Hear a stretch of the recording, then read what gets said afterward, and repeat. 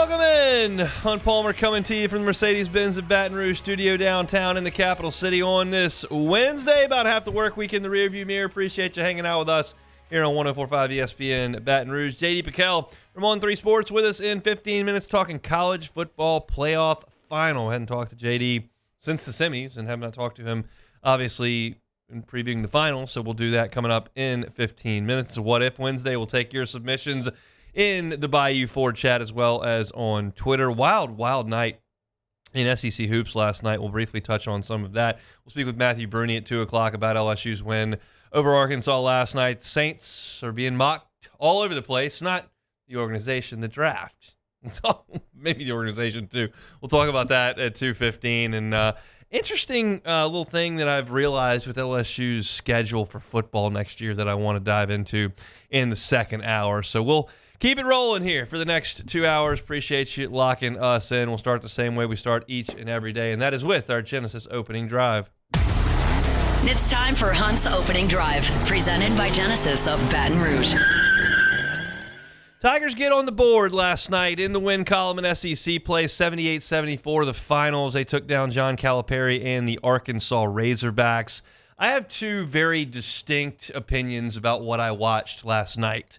I'll start with the first. Really, really great job by LSU. In my estimation, Arkansas is a more talented team than LSU. You look at Boogie Flan, the number one point guard in the country coming into this year. You look at a guy like Adu Thero, who is a high-level SEC player that has led Arkansas in scoring. You look at a guy like DJ Wagner, who was a five-star going to Kentucky. You look at Carter Knox, who was a five-star entering this year. You look at Trevin Brazil, who's going to be an NBA draft selection at some point. They've got a lot of guys on that roster with a lot of accolades kind of on the internet that has not translated on the floor. You look at LSU, it's a cast of a lot of transfers, some four-star recruits who were young players, and you had a couple of teams last night that were desperate for a win, and LSU showed its mettle and came out there and got it done. It was ugly early. LSU was 1 of 13 to start the game. That's not exactly ideal. And then the teams kind of traded runs back and forth in this game. You look at early on, as LSU was missing shots, Arkansas kind of asserted itself, took a 12-point lead with 7 minutes to go in the first half.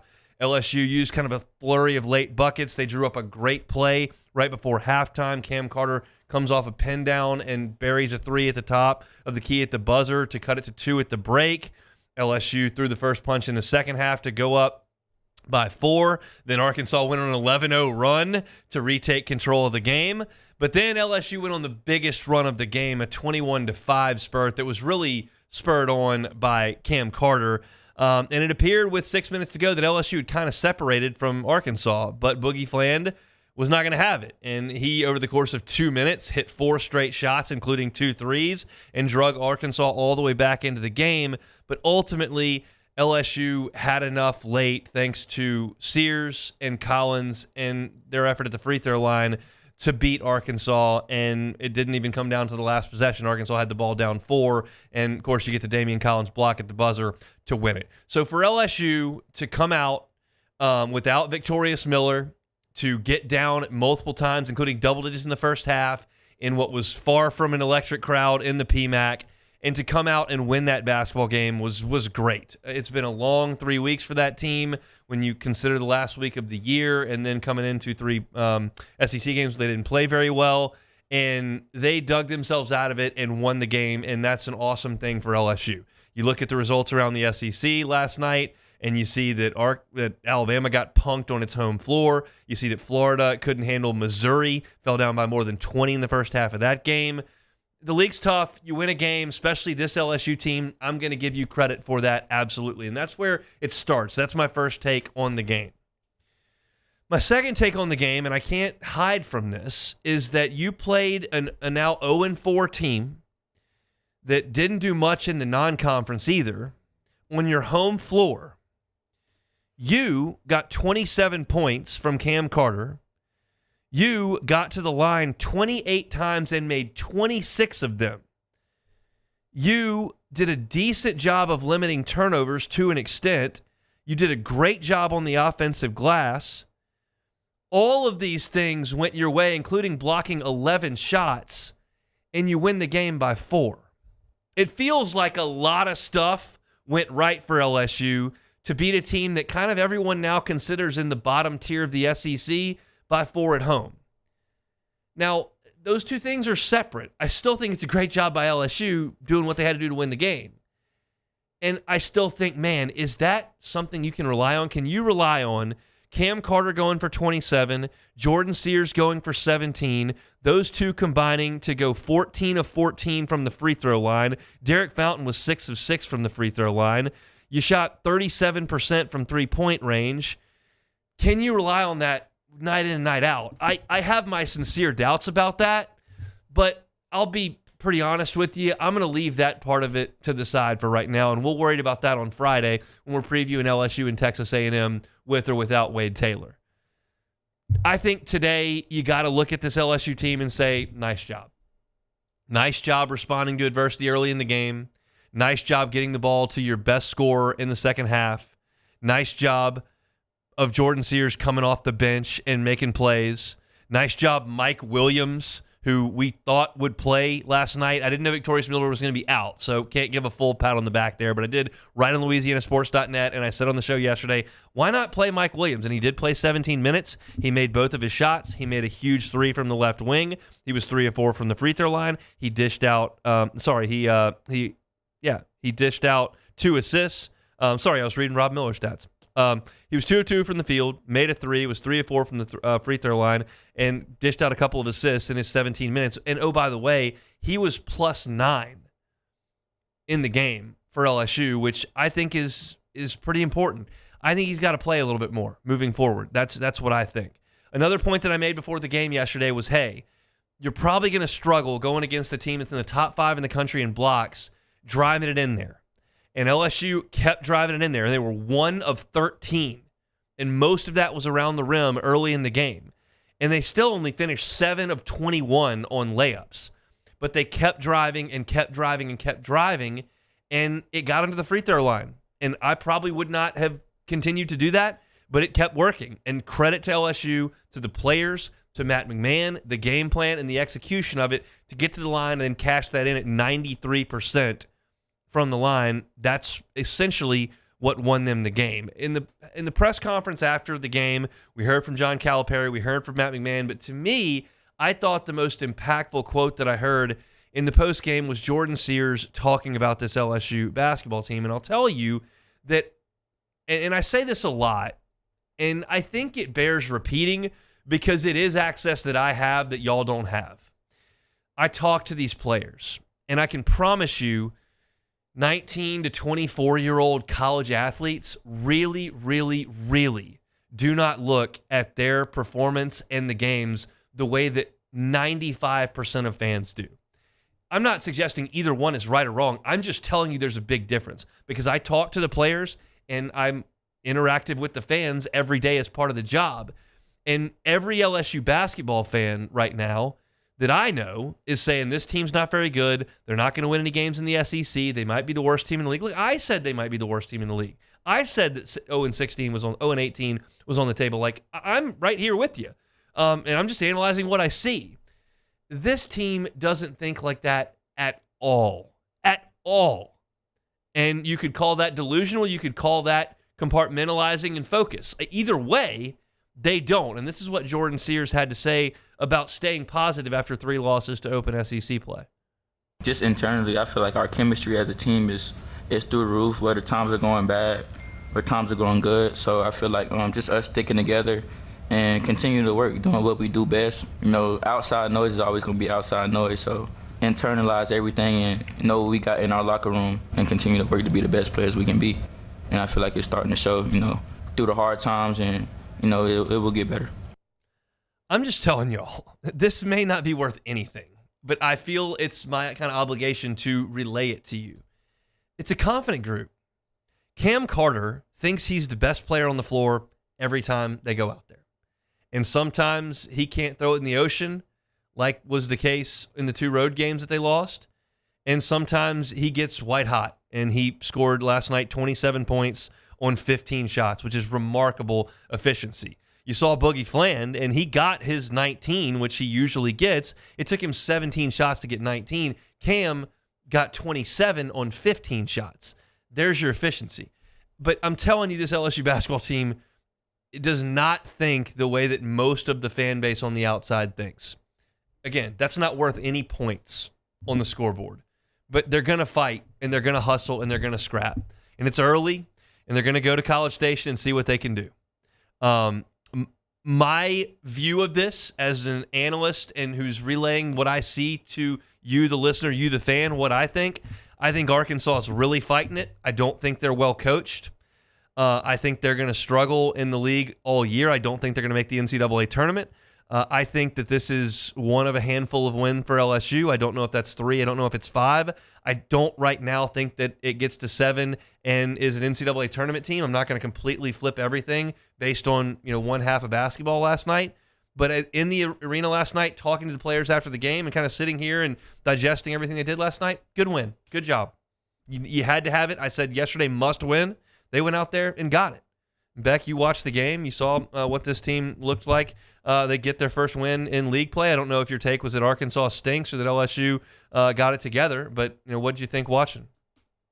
Yeah, I don't think Arkansas stinks. I do think that even with the talent, Arkansas certainly has more talent than LSU. I do think that Matt McMahon is a better basketball coach than John Calipari. He's not as good of a recruiter, obviously, but I think he's a better coach, and I think that sometimes can show out just like it did last year when LSU beat Kentucky in the PMAC. So I think the biggest thing for this game was the turnovers weren't great. They had 15, but Arkansas didn't capitalize as well on those turnovers as other teams did. I'll add to that. They had 15 turnovers. 3 of them were shot clock violations, which is not good. No, it's not. But the ball goes out of bounds and you go set up. It is not like getting your pocket picked and giving up a 3-on-1. Yes. And so a shot clock violation is bad, but it's not as bad as a quote-unquote, Will Wade used to say this, a pick six, where you throw it in the passing lane and it's just a run out the other way. So if you take those away, yeah, you don't really truly get a great shot up, but you don't give them a run out, and really it looks closer to 12 turnovers. Yeah, and yet again, they got out-rebounded offensively. Arkansas had 17 offensive rebounds. Yep. And I think that this is going to be when LSU wins games, it's going to look like this. Yeah. It's like the only way you can overcome giving up 17 offensive rebounds is when you have a guy like Cam Carter go for 27, go 10 for 10 from the line, and then Jordan Sears played probably his best game, and that's certainly in conference play his best game. Only 1 turnover for him. So that's the way that LSU can win games. That we see the blueprint for how I can win games. It's going to be like this. It's not going to be they're gonna give up offensive rebounds. They're going to turn the ball over. If they can limit the turnovers a little bit and not get annihilated on the offensive glass, they will have a chance as long as they can get a good showing from Cam Carter and Jordan Sears. Kind of the only way. There's not a lot of versatility. There's not a single front court player on your team that is ever going to score 24 points in a league game. Like, that's just never going to happen. Yep. So for you to win a game, you're going to have to defend. You got to rebound as best you can, try to limit turnovers, and see if Cam Carter and Sears can't get you 40-something, and they did last night. And LSU wins at 78-74 in the PMAC. I can promise you this. I can't. My brain started working.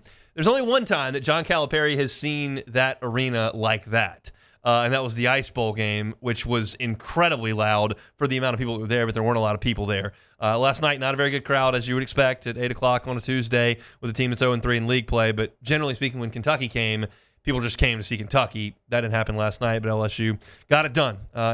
Speaking with John Calipari after the game in a press conference setting, not certainly one-on-one, that just looks like a guy that doesn't have a lot of answers and may not have a lot of interest in a lot of answers at this point. We'll see. I don't think this Arkansas experiment is going to work. I said that he raised their floor considerably. Maybe that's not true because their floor is not looking great at the current juncture. So LSU 78, Arkansas 74. J.D. McKell talking football when we come back. The Hunt Palmer Show.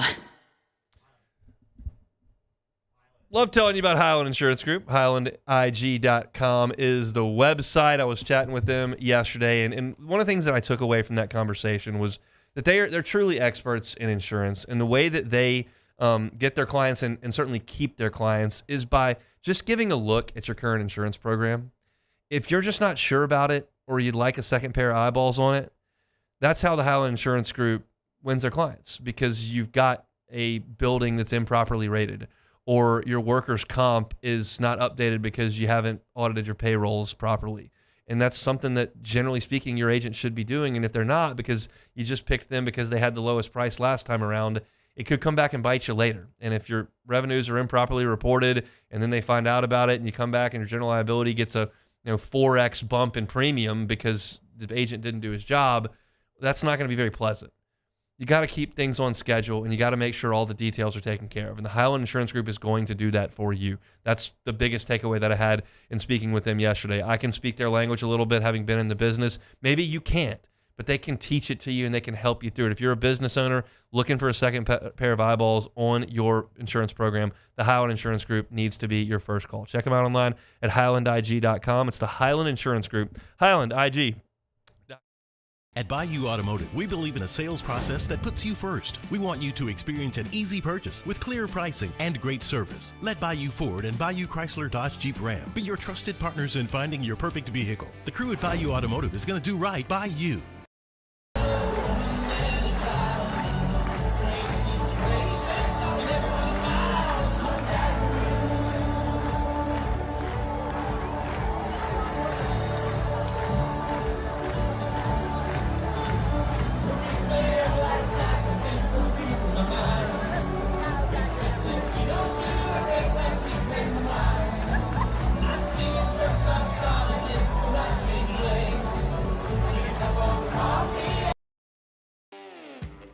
Got chores that need some extra muscle, but a large piece of equipment is overkill?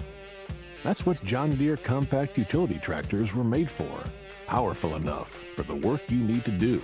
Compact enough for how you need to do it. Find the equipment that's right for you at Sunshine Quality Solutions. Check out our current promotions and learn more about what it means to be powered by sunshine at sunequip.com.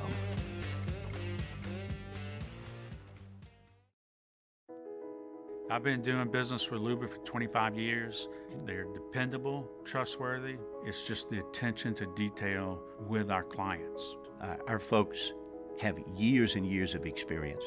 They're highly trained professionals, but many companies have that asset. What I'd like to think makes Luba a bit different is that we use those talents in a way that truly is dedicated to serving the needs of the folks who depend on us.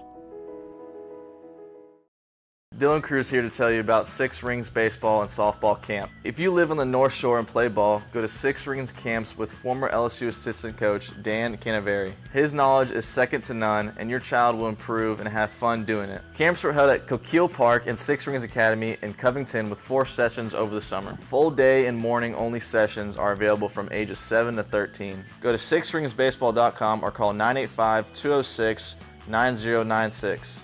Learn the game to love the game. Gulf Coast Office Products is a nationally recognized Savin office equipment dealer based right here in Louisiana. Over 100 employees strong, Gulf Coast has the boots on the ground to support all vertical markets, from education, engineering, legal, and finance. With the latest in office technology, from desktop to production segment units, Gulf Coast and Savin have the perfect fit for you. Call 225-756-2644. That's 756-2644 for Gulf Coast Office Products.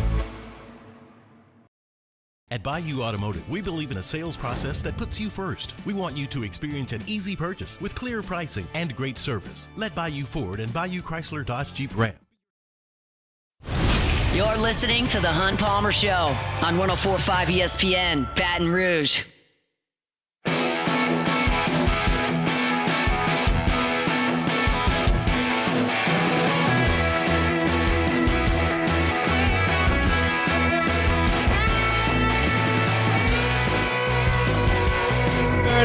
Every Wednesday we head out to the Jim's Firearms Hotline, talk to our guy J.D. Piquel. He's the host of the Hard Count on 3. You can subscribe up to the YouTube channel, all college football all year round. And we've gotten to the final 2. Got to talk about how we got there and preview the national final coming up on Monday. J.D. comes to us on the Jim's Firearms Hotline. How we doing, man? Brother, doing phenomenal. It's bizarre. We got one more game left in this beautiful thing that has been the 2024 season. It's been a wild road, but fired to talk about some ball with you, man. It's weird because, like, in this market, like, I'm so, like, into the transfer portal, and, like, we're in basketball season, and I'm starting to, like, inch towards baseball, and, like, college football's still going on, and I watched every snap over the weekend, but I don't feel like LSU is even close to playing football at this point, but they're still doing it with the 2024 cast of characters from Notre Dame and Ohio State. So let's talk about it. Let's talk about the semis. We'll start with Notre Dame and Penn State, which was back on Thursday of last week, and the Irish get a 3-point win. I don't know if that game was a work of art by the quarterbacks, but I don't think Notre Dame cares, do they? They really don't, man. They have a certain don't give a darn factor to themselves. Like, and another part of it too is that, like, Notre Dame, when you look at the box score, probably had no reason to win that game. Like, it didn't make a whole lot of sense. They got outrushed by 100 yards. They didn't get to the quarterback nearly as much as Penn State did, and still found a way to get it done. And like these past two wins for Notre Dame, I think, really just define this team. They're at a talent disadvantage in both those spots. In both games, they don't play all that elite on offense, but just this team just continues to find a freaking way. So Penn State, you could probably say a lot about what they don't have at the wide receiver position. Like, I would break out the NIL wallet and get to writing some checks there to get some pass catchers in house. But yeah, man, I think it's just a lot of praise due to Marcus Freeman for getting that team in the spot they're in right now. What do you think about James Franklin trying to go get that field goal at the end with Aller before he throws the pick? Obviously, they get the big run to start the drive, and it kind of kick-started them. I would imagine you got to go. It's just a bad decision by your quarterback, huh? Yeah, and I'm probably more biased on this thought. Like, I will always be pro go for it on fourth down, go for two to win the game as opposed to tie. And, like, some of that's probably just, how I'm wired, I suppose, and that sounds a little bit funny to say out loud, but, like, I'm cool with the coach being aggressive. I mean, I'm cool with Sark and trying to pitch it out wide to get to the corner in the other game as well. So, like, especially when you have Tyler Warren and you have Drew Aller, like, you probably don't want to go to overtime with this Notre Dame team with how good they've been up front. I'm totally cool with it, but yeah, poor decision by Aller. I think it makes a lot of sense for him to come back. Like, it's announced he's going to. It sounds like, but. So that's a plucky Notre Dame defense. Just you have to have something more on the perimeter to help a guy like Aller out. So you got a pulse on national fan bases far better than we do down here in Baton Rouge. What do Penn State fans think about where they are right now after winning a couple of games and coming up 3 points short against the biggest brand that they played? I think it feels like a missed opportunity because you had a team like Notre Dame in the semis, which, if you're a Penn State fan, like, feels like a very winnable game. Like, it's a game that, quite frankly, you were up, 2 scores in early on, and a team that doesn't have all that much firepower offensively through the air that you let get back into the game. And it also feels like a missed opportunity because this was the year where it was all supposed to happen for you. Like, you had this core nucleus that's there for this year. And now the flip side of this is they've had a lot of guys now still coming back, which is huge. But, like, Abdul Carter's not coming back, and then that's a massive loss in more ways than one for Penn State on the defensive side. So I think just the whole vibe of, like, man, we had it all, drawn out for us here to have this be the year. And then if we did win, we draw a team in Ohio State, which I know that game went a way where it could have honestly been more lopsided towards Ohio State. But if you're a Penn State fan looking through the lion-colored glasses and you're like, man, we quite frankly could have gotten 2 scores in the red zone and given that, again, that we should have won. So there's a lot there, but yeah, missed opportunity is probably the headline there if you're in state college this time of year. Here's the discussion around here. I want your thoughts on it. Has Marcus Freeman elevated Notre Dame to a level that Brian Kelly did not when you watch him play? It's tough to say. So the blanket answer is yes. I think they've elevated to a new place. I don't know that they have gotten to a spot where they're like are substantially more talented or they are substantially like a night and day different Notre Dame team. Because there's a lot of good players still on those Notre Dame teams that Brian Kelly fielded. I think the scary part about what Notre Dame is right now is just kind of what we said with the Penn State game. There's so many just unquantifiable factors, which sounds cliche to say out loud, but Marcus Freeman has dialed those up to 110 for this Notre Dame team. Like, Ryan Leonard's great. I don't think he's, just like this world beater of a quarterback. Like, they have, as a team, played super complimentary, overcome injuries, and are in a spot right now that I think they are playing above their abilities, which is what you got to do to go have a chance to win a national championship. So to answer the Brian Kelly question, I think the exciting part for Marcus Freeman, if I'm him, is like that you're now in a position with the way you've rebranded Notre Dame as a team that doesn't just show up to the postseason and get slaughtered by an SEC school. You have more firepower to recruit at a higher level. Let's talk Ohio State and Texas. Buckeyes win it 24-14. Of course, Texas had a chance to go down there and knot things up, and obviously Ohio State makes a big play. So did you take away that Ohio State is more human, that Texas is a better opponent than they had played? What was kind of the bigger takeaway there for you?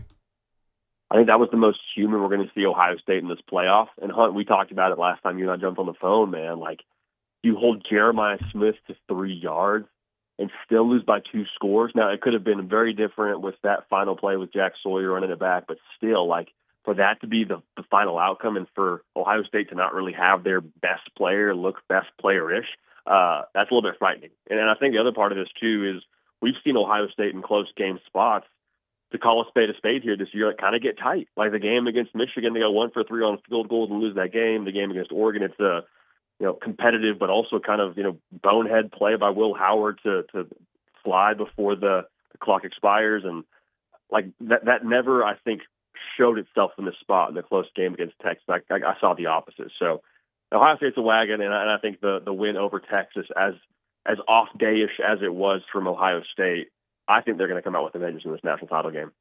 You buying Sark's stock at Texas for the next 5 years? Man, after that game, yeah. And it sounds funny because of the showing that it was, and the play call gets a bunch of pushback, which I understand. But the call for me, man, are you a Drake guy? You like Drake, the artist? I know of Drake. I know that he gets made fun of for pulling for a lot of different teams. I can't name a Drake song. Okay, so Drake, great singer, great rapper. The first time I heard a Drake song, I was like, man, this guy's got a great voice. And then you hear another song by him, and you're like, oh, he's a great rapper too. Like, Sark was always the play caller guy. He was always the singer. He was always the flashy offensive mind. What they've built in the trenches is going to be sustainable in the SEC with guys like Colin Simmons there for a while, Anthony Hill there for a while. They're going to have the price of admission up front, which I think speaks volumes to what Sark is as a true builder of a roster, as opposed to just being the guy that wears sweet shades and a cool pregame fit and then calls bangers most Saturdays in the fall. All right, Monday, January 20th, Ohio State an 8-point favorite against Notre Dame. They will kick it off from Atlanta, Georgia. I'm assuming you're leaning Ohio State pretty heavy here, more than the 8? Not more than the 8, just because like we talked about Notre Dame, man, there's too much who knows what they're going to be factor in this spot. Like, it wouldn't surprise me if Notre Dame got into a bar fight and won, to be honest with you. Okay. But still, we've seen too much from Ohio State. Think they win. Think Notre Dame covers. I think it's a great game. You think Notre Dame can run the ball on them? I don't, and that's where I have trouble getting behind the idea they're going to win the football game. Like, again, I think it's possible. I think they would have to really double down and get super creative. I think it's going to have to be a Mike Denbrock game. Like, we gotta find ways to get Ohio State going downhill and get their hand in the cookie jar and find some explosives. Like, it's going to take a Mike Denbrock masterclass, former LSU guy, obviously, to get it done. But I don't think it's going to be a thing where we look up and Notre Dame ran for $150 to 200 yards and they won the game. All right, then let me take your prediction and kind of stretch it to the extremes. What would be more surprising to you, 41-13 Ohio State or 27-24 Notre Dame? 27-24 Notre Dame would be more surprising to me, Hunt. After I just lay all that out, just because I saw things against Penn State where that game, with it being 10-0 and how they ran the football, you're a little bit like, hey, I don't know, are we teetering on something kind of getting out of hand here? And also this Ohio State team, after the Texas game, I just got a feeling they got some blood in the water type feel to them. I think they kind of got this feeling that the ultimate prize is right there, and they have a chance to just drop the mic on everything that was said post-Michigan. So I think that if they get up, there's a chance that they start to leave no doubt. Do we think the college football playoff has the exact same parameters next year as it did this year? Yes, but 2026, I think it'll be a blender. I don't think it's just like add 2 teams, call it a day. I think it's like, all right, no bad ideas, blank white piece of paper, hit me with, like we're hitting the chalkboard and we're getting after it. But next year, I think it's the exact same. All right, well, enjoy the football on Monday. We'll do it again one more time next week, JD.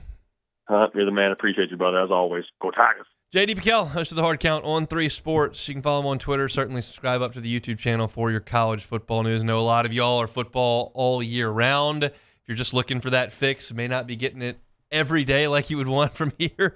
JD's talking football all year long over there on YouTube, part of the On 3 News Network. All right, let's take a time out and come back with some What If Wednesday. If you're in the Bayou 4 chat, fire away. We'll get to him next. The Hunt Palmer Show. Genesis of Baton Rouge, genesisofbatonrouge.com. When you think luxury, think Genesis. I know when I say luxury vehicle brand, there are probably some brands that pop into your head. Think about Genesis. They're fantastic people over there. They've got an incredible line of vehicles at a reasonable price, and you get some great perks when you buy a Genesis. 10-year, 100,000-mile warranty. That's as good as you're going to find in the industry. 3 years of complimentary maintenance. 3 years of complimentary maintenance, and not only complimentary, but valet maintenance as well. They come to you, they get the vehicle, they drop you a vehicle so that you can get on with your day, and they take care of your maintenance, whether that's the oil change, whether that's the tires, whether that's the wiper fluid, air filter, whatever the case may be. They got you covered over there at Genesis of Baton Rouge. Check out the line of vehicles online at genesisofbatonrouge.com. Every car that's on the lot is online at genesisofbatonrouge.com. They're on Airline near Piku. Hadn't been there a long time. Stop on by and see them. It's Genesis of Baton Rouge. At Bayou Automotive, we believe in a sales process that puts you first. We want you to experience an easy purchase with clear pricing and great service. Let Bayou Ford and Bayou Chrysler Dodge Jeep Ram be your trusted partners in finding your perfect vehicle. The crew at Bayou Automotive is going to do right by you.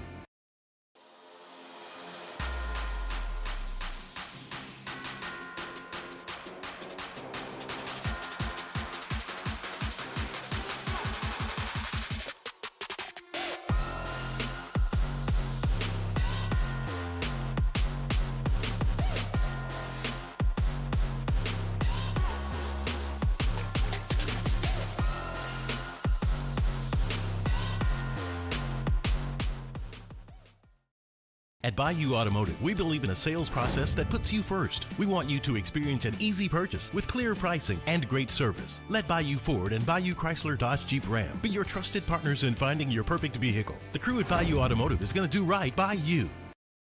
At Atmos Energy, our Smart Choice solutions help customers save energy and emissions with rebates up to $500 off high-efficiency natural gas appliances, smart thermostats, and weatherization upgrades. Together, we're fueling our energy future.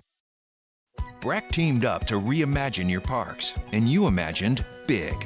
With your help, we went to work, creating 12 beautiful community parks across the parish. A family-sized water park, miles and miles of trails, and parks just for your dogs. There are more places to splash, to explore, to run wild, and even soar. You imagined, we delivered. Gold. Breck, your #1 park system in the nation. At Ochsner, we know healing is a team sport. That's why we've partnered with world-renowned orthopedic surgeon Dr. James Andrews to create the Ochsner Andrews Orthopedics and Sports Medicine Institute. Whether you're a professional athlete or a weekend warrior, our team of specialists are dedicated to getting you back in the game. So whatever your reasons are for reaching your personal best, we've only got one. You. Ochsner Andrews Institute. Long live you. Jerry and Benny Payne began Central Plumbing Company out of their driveway in Tanglewood subdivision. 50 years later and 4 generations down the road, we continue to serve Baton Rouge and the surrounding areas for all of their plumbing needs. Residential, commercial, industrial, or hospitality, Central Plumbing is here 24/7, 365. We want to thank our customers, family, and friends for 50 years of success. And looking forward to 50 more. Got chores that need some extra muscle, but a large piece of equipment is overkill? That's what John Deere compact utility tractors. This is the Hunt Palmer Show on 104.5 ESPN, Baton Rouge.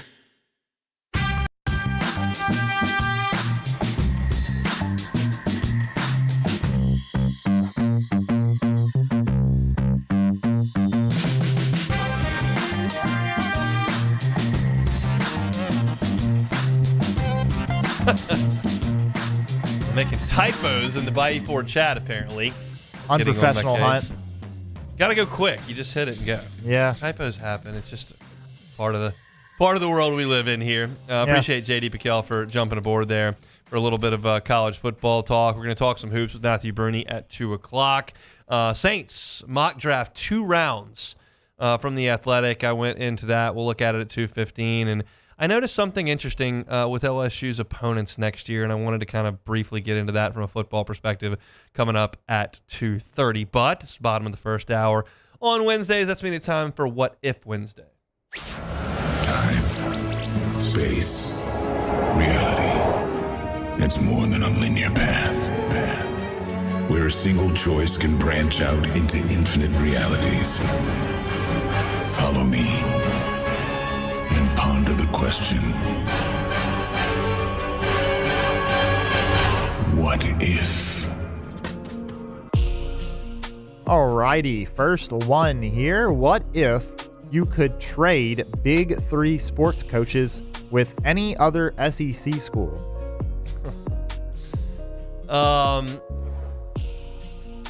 That's interesting. There are flaws everywhere. I mean, I think the first one you would look at, Tennessee's had a great run the last 2 years, but Heupel, hasn't climbed that mountain yet. Barnes has lost a lot in the tournament, and I don't like Tony Vitello. So, and I have no interest in trading baseball coaches with Tennessee at all. So I get that they're having a lot of success, but I'm probably okay where I am here. Ole Miss has got a basketball coach that's doing a phenomenal job. They've got a football coach that's winning at a level they haven't won at previously. But I think Mike Bianco's time as a guy at the top of the sport is long gone. So, and I know you're going to scoff at this, Hunt. What's but that? Texas A&M. I mean, they got a guy that's never coached a game on the baseball side. They're also number 1 preseason. Mike Elko's won what? He's still, I mean, Early's got the number 1 team. People probably don't even know who their coach is Mike Early. They're the number 1 team in the country because Jim Schlossnagle was there. Yeah. And Buzz is doing a good job, but I'm not going to sell my soul for that. The answer to that is no. I would have to consider some of the others for various reasons. The A&M one's just a flat no. Yeah. You could say Georgia, but then you got to take their basketball and baseball coaches. Yeah, I had their baseball coach. He won me a championship with Paul Skeens. I'm good with my baseball coach. There's no baseball coach in America that I would trade with. Yeah. Trade for. None. No. And LSU's got a football coach with a lot of skins on the wall. And it's just kind of a deal where in Baton Rouge you kind of weigh what's important here. So I'm good with the guys they got. I'm not in a hurry to make any sort of trade. I don't need Billy Napier to come here with Kevin O'Sullivan. I'm good. All right, next one. What if TikTok gets banned? It's not really going to affect me. No, not me either, actually. Our wonderful video team over there is on TikTok all the time. I don't even know how to log into TikTok. I don't really know anything about TikTok, and I don't think I make millions of dollars off of TikTok. No. So I wouldn't even notice, quite frankly, if TikTok got banned. I would have no idea. All right, next one. What if you could play one Louisiana golf course you've never played before? Interesting. I feel like I've played a lot of them. The ones that come to mind that I have not played would be Oakbourne and La Triomphe over in Lafayette. I have not played those. I have not played the new Golden Nugget golf course over in Lake Charles that they built with the casino. You didn't get to play Coushatta. I have played it, though. Oh, I played it thought- in high okay, school. okay. It's just been 20 years. It's Yeah. right when they opened it. It looks really nice. I didn't get to play it this time around because my wrist was hurt. And I've never played Bayou Désiré in Monroe, which I hear good things about. I think if I had to pick, I would probably take Oakbourne of the ones I've never played before. And obviously, being that I've never played any of them before, I don't know what any of them look like. So maybe if I toured them, I would have a different thought. But I've played a lot of golf courses in Louisiana. I think I would probably go with Oakbourne on that one. All right, next one here. What if you had to erase one of these dishes from existence? Ooh. Gumbo or jambalaya? Ooh. Here's my answer. And so I'll deduce it down from my answer. I've never made jambalaya. I love eating it. My wife doesn't really care about it, so I like gumbo a lot. I love to make it. It's like an afternoon-long thing. I drink some beers and I listen to a podcast, and it's an enjoyable pastime. And my wife is obsessed with gumbo. it like makes her weak whenever I tell her that I might make some on Sunday or whatever.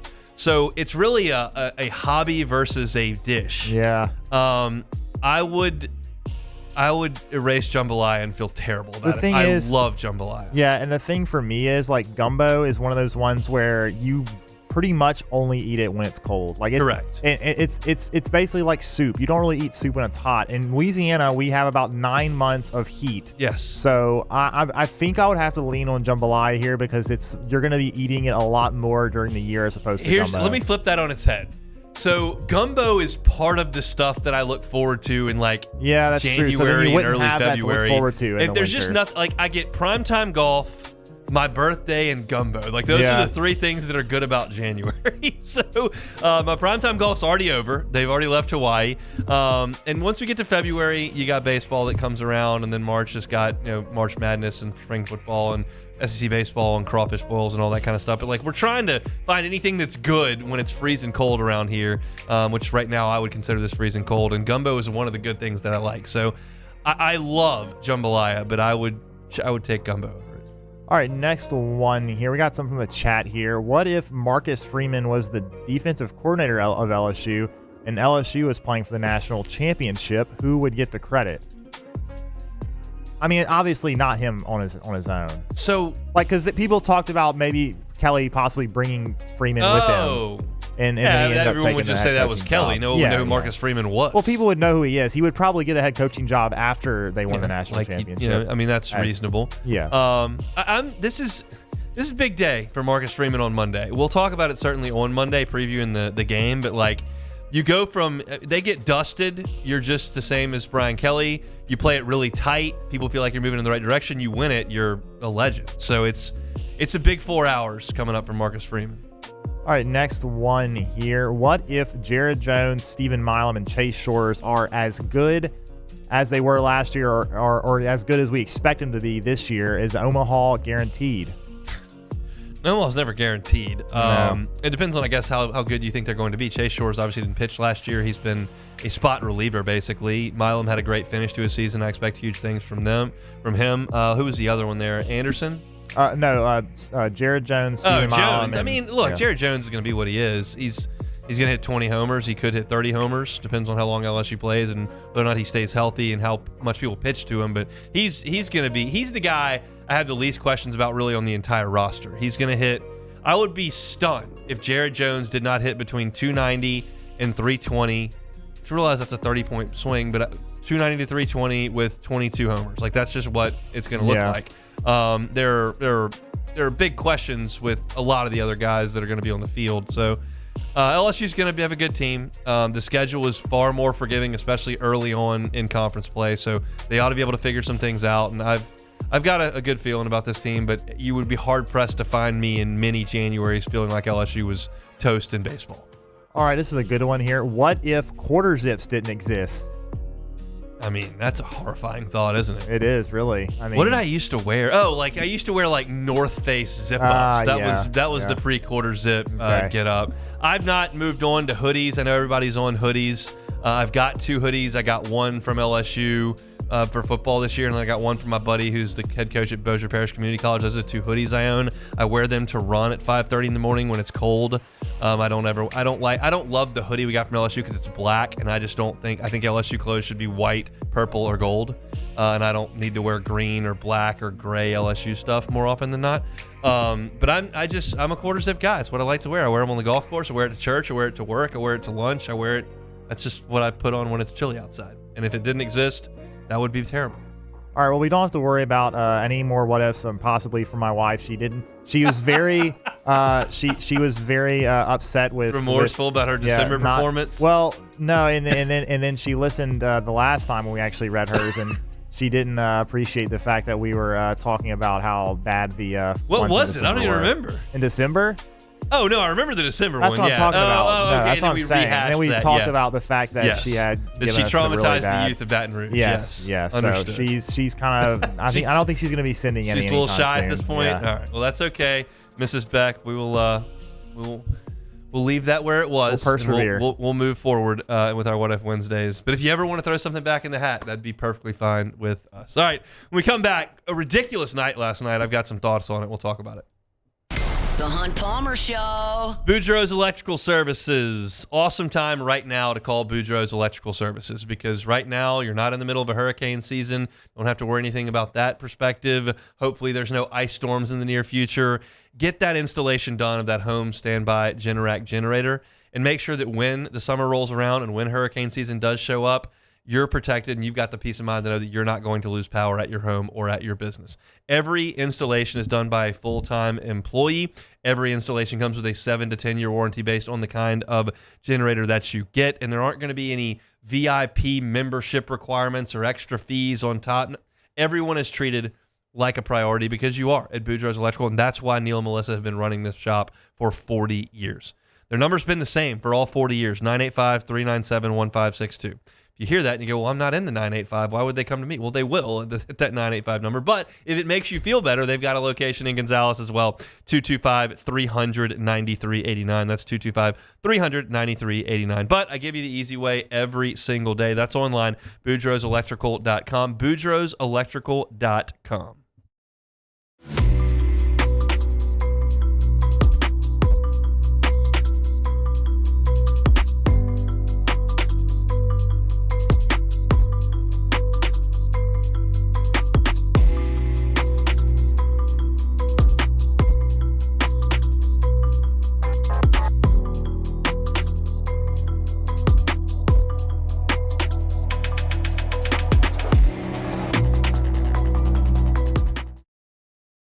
Dylan Cruz here to tell you about Six Rings Baseball and Softball Camp. If you live on the North Shore and play ball, go to Six Rings Camps with former LSU assistant coach Dan Canaveri. His knowledge is second to none, and your child will improve and have fun doing it. Camps are held at Coquille Park and Six Rings Academy in Covington with 4 sessions over the summer. Full day and morning only sessions are available from ages 7 to 13. Go to sixringsbaseball.com or call 985-206-9096. Learn the game to love the game. At Bayou Automotive, we believe in a sales process that puts you first. We want you to experience an easy purchase with clear pricing and great service. Let Bayou Ford and Bayou Chrysler Dodge Jeep Ram be your trusted partners in finding your perfect vehicle. The crew at Bayou Automotive is going to do right by you. Gulf Coast Office Products is a nationally recognized Savin office equipment dealer based right here in Louisiana. Over 100 employees strong, Gulf Coast has the boots on the ground to support all vertical markets from education, engineering, legal, and finance. With the latest in office technology from desktop to production segment units, Gulf Coast and Savin have the perfect fit for you. Call 225-756-2644. That's 756-2644 for Gulf Coast Office Products. Breck teamed up to reimagine your parks, and you imagined big. With your help, we went to work, creating 12 beautiful community parks across the parish. A family-sized water park, miles and miles of trails, and parks just for your dogs. There are more places to splash, to explore, to run wild, and even soar. You imagined, we delivered. Gold. Breck, your #1 park system in the nation. At Auctioner, we know healing is a team sport. That's why we've partnered with world-renowned orthopedic surgeon Dr. James Andrews to create the Auctioner Andrews Orthopedics and Sports Medicine Institute. Whether you're a professional athlete or a weekend warrior, our team of specialists are dedicated to getting you back in the game. So whatever your reasons are for reaching your personal best, we've only got one: you. Auctioner Andrews Institute. Long live you. When it comes to choosing energy for your family and your home, make the smart choice with natural gas. You can count on efficient and affordable natural gas to keep you comfortable and reduce your environmental impact.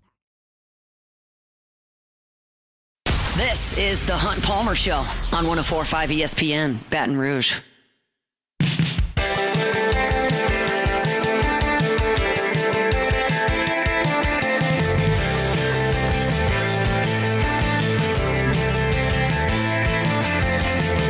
All right, wrapping up hour number 1 here. Matthew Bruni in 10 minutes. Nate Oates has instilled a system in Tuscaloosa at Alabama that has won a ton of games for them. He's elevated that program to the top of college basketball, not like the pinnacle, but like in that top echelon. They've been that consistent in terms of winning games in the Southeastern Conference and being a tough out in the NCAA tournament. And when it's clicking, it looks like no one can beat them because they get so many threes up. They make so many of them. It's so efficient. They've been in top 5 in offensive efficiency all year long. And every once in a while, it just comes to a screeching halt. And last night in Coleman Coliseum, it did.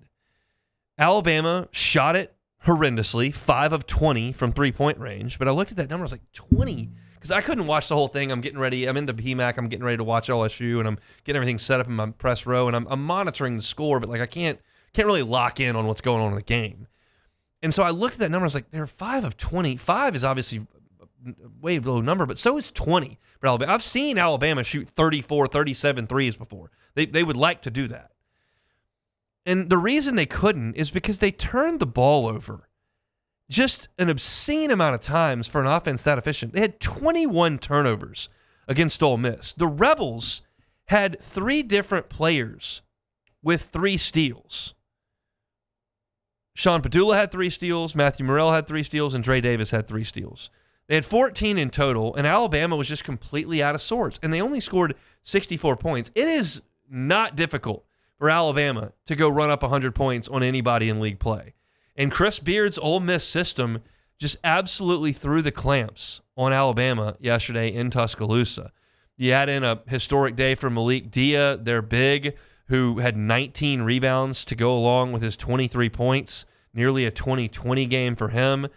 And Ole Miss, though they were down 4 at the half, just blitzed Alabama in the second half and beat them 42-28 after halftime to win in Coleman, which most teams just don't do. And that's a huge credit to Ole Miss for what they've become in that program in year 2 under Chris Beard. It was inevitable that he was going to get this team right because he built a power at Texas Tech that got to a national final. He had Texas in the top 10 before he screwed up, and then Ole Miss gave him a second chance, and he's got that team playing really good basketball. And I was floored. I was surprised that Ole Miss won. I was floored they held Alabama to 64 points. Floored. That's incredible. I was also floored that Missouri went into Gainesville and just punched Florida between the eyes. Like, we talked about Missouri last week. I thought they were a better team, but you're talking about a team that was 0-for in league play last year. And they've overhauled that roster, and they went down to a top 5 team in Florida that was 15-1, that had beaten Tennessee by 1,000 in the O-Dome. And Missouri drops 50 in the first half and leads by 16. Now, Florida scratched and clawed and got all the way back, and Missouri ultimately did enough to win the game by 1 point, 82-83. But a heck of an effort by Missouri to go down there and take that kind of commanding lead. I think probably right now Walter Clayton is the best scorer in the SEC. He's Florida's leading scorer. He had 28 points in the game last night.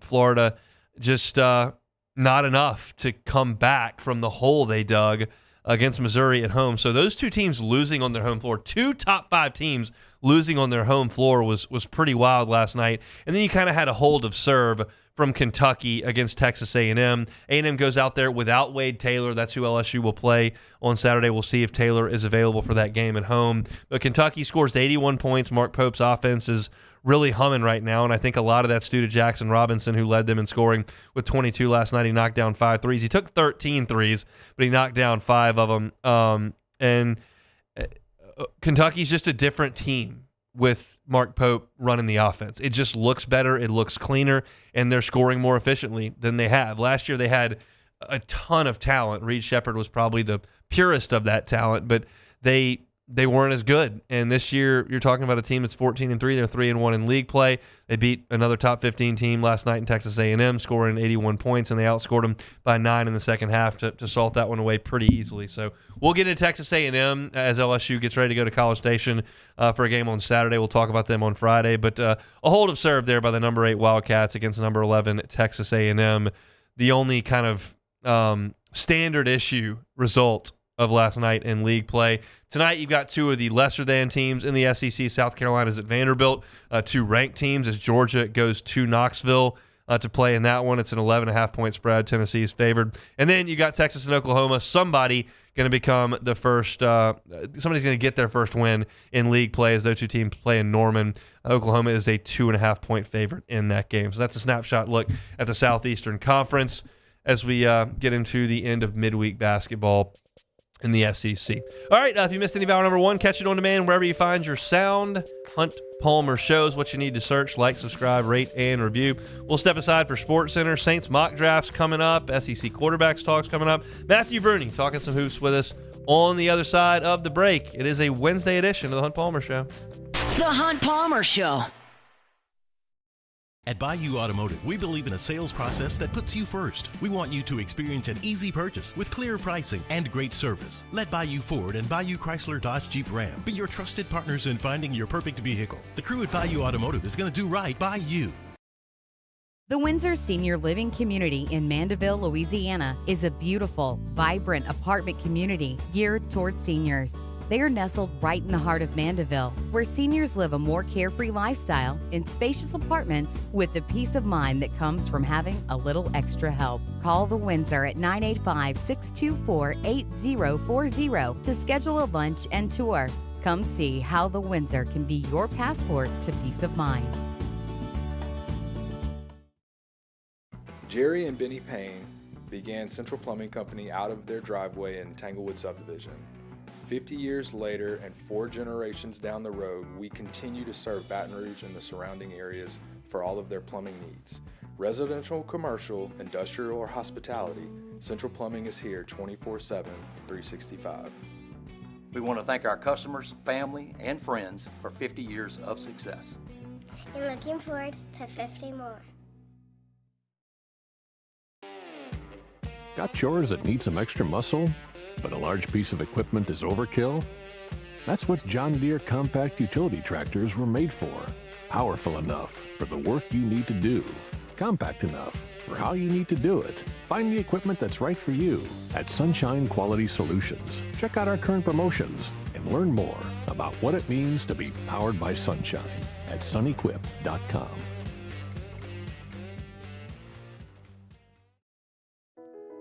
I've been doing business with Luba for 25 years.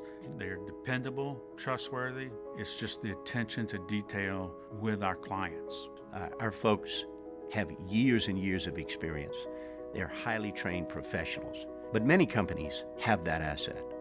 What I'd like to think makes Luba a bit different is that we use those talents in a way that truly is dedicated to serving the needs of the folks who depend on us.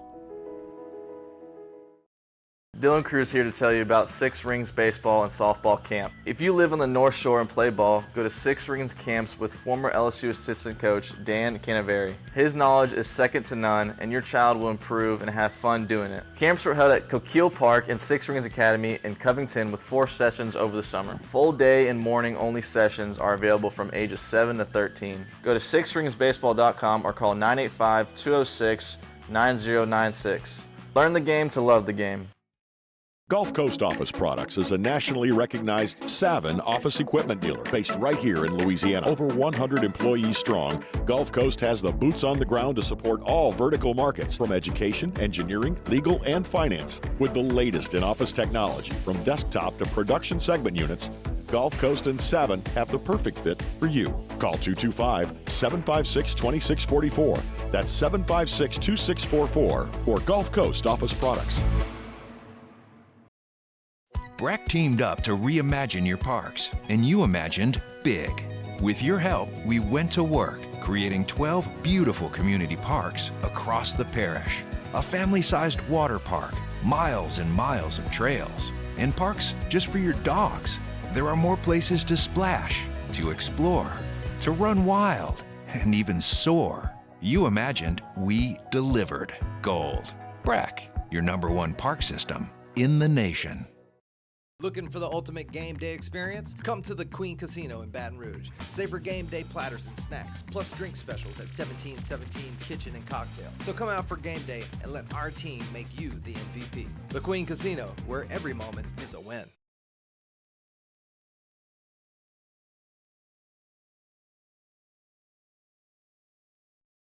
This is SportsCenter. I'm Christine Lisi. As the Ravens prepare to take on the Bills in Sunday's AFC Divisional Playoff game, only one player did not practice today, top receiver Zay Flowers, because of a knee injury.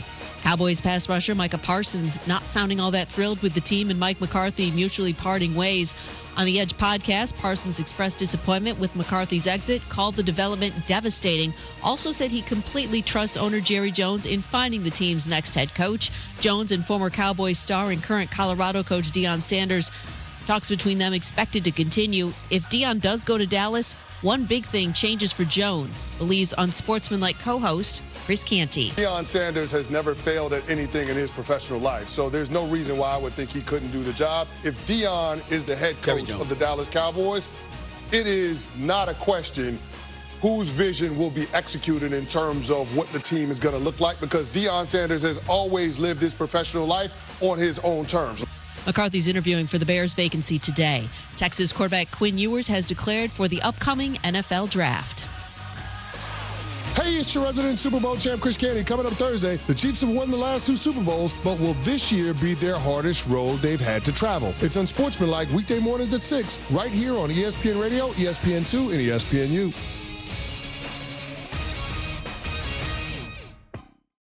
Now, the Hunt Palmer Show. Yes! I feel like I've been waiting for this my entire life. You're listening to the Hunt Palmer Show on 104.5 ESPN Baton Rouge. Jolly good fun. Jolly good. Locking down the middle of the day. America's favorite daytime fun show. Live from the Mercedes-Benz of Baton Rouge studio. This is Hunt Palmer.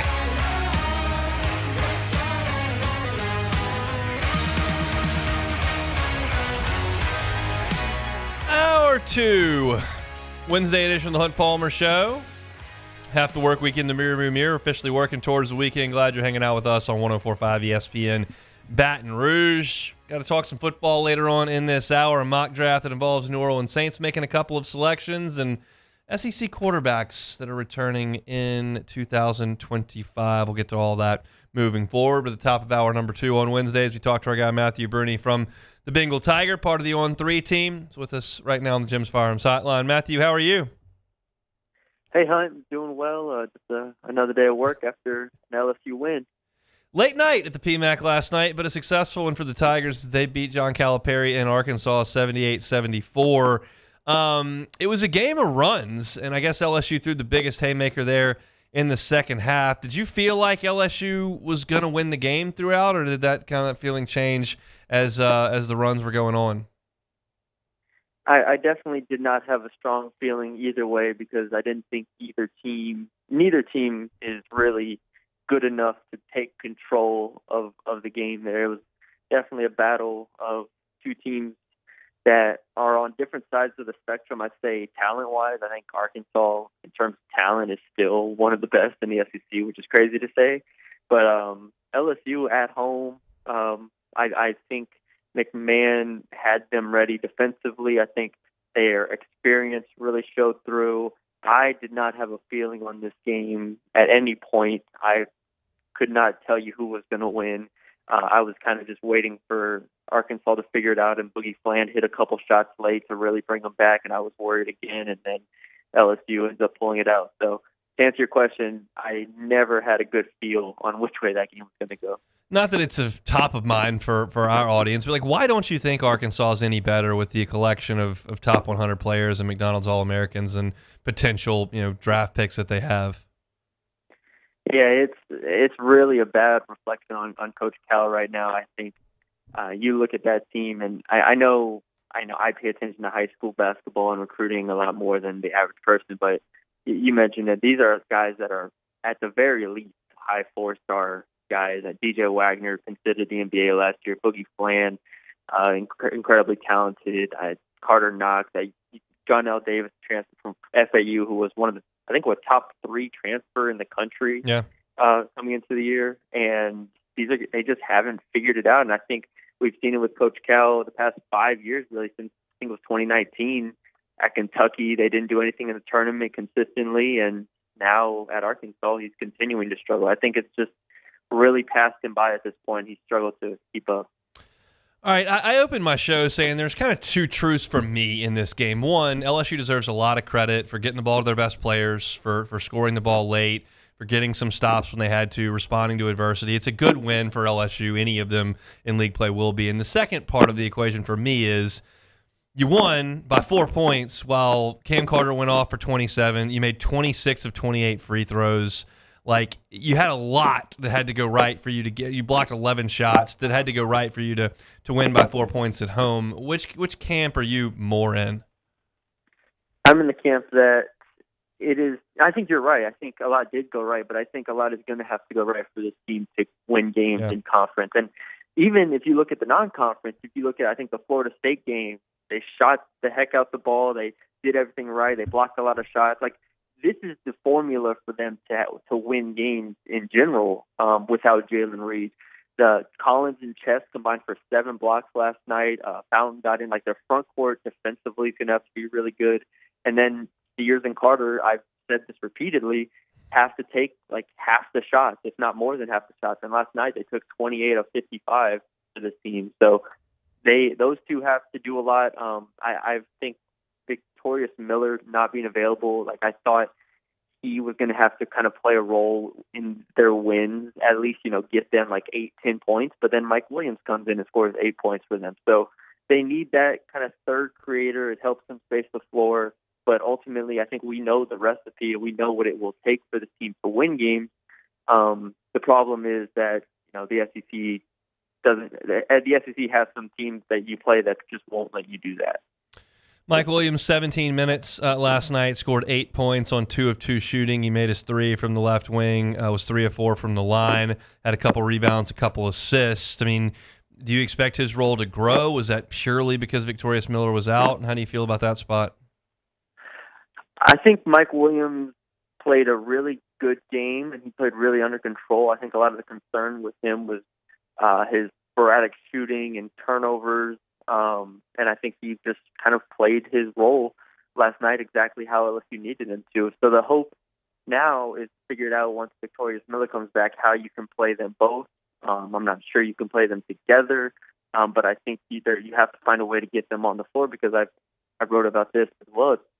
I think there's going to be lineups where you either go small or you have to have 3 scorers on the court. It's really hard for them to have good offense with Jai Bailey at the 3. In particular. So I would love to see Victorious in there, Mike Williams in there, or they just go small and kind of figure it out, because ultimately you have to be able to score with some of these games. And what they were doing through the first 3 games where they were scoring, 65 to 70 just is not enough. Damian Collins scored 7 points, which is the first number that most people look at. But would you say that was his best game of the year last night? Yes. Off the top of my head, I definitely think he was extremely impactful defensively. Like I said, that's the role that this team needs from him. The Florida State game, he was also, again, going back to that game, he had 4 blocks in that one as well. So that's what this team needs from him. He's not a great rebounder. He can finish at the rim, obviously, with the athleticism that he has, but he's not a high-level scorer.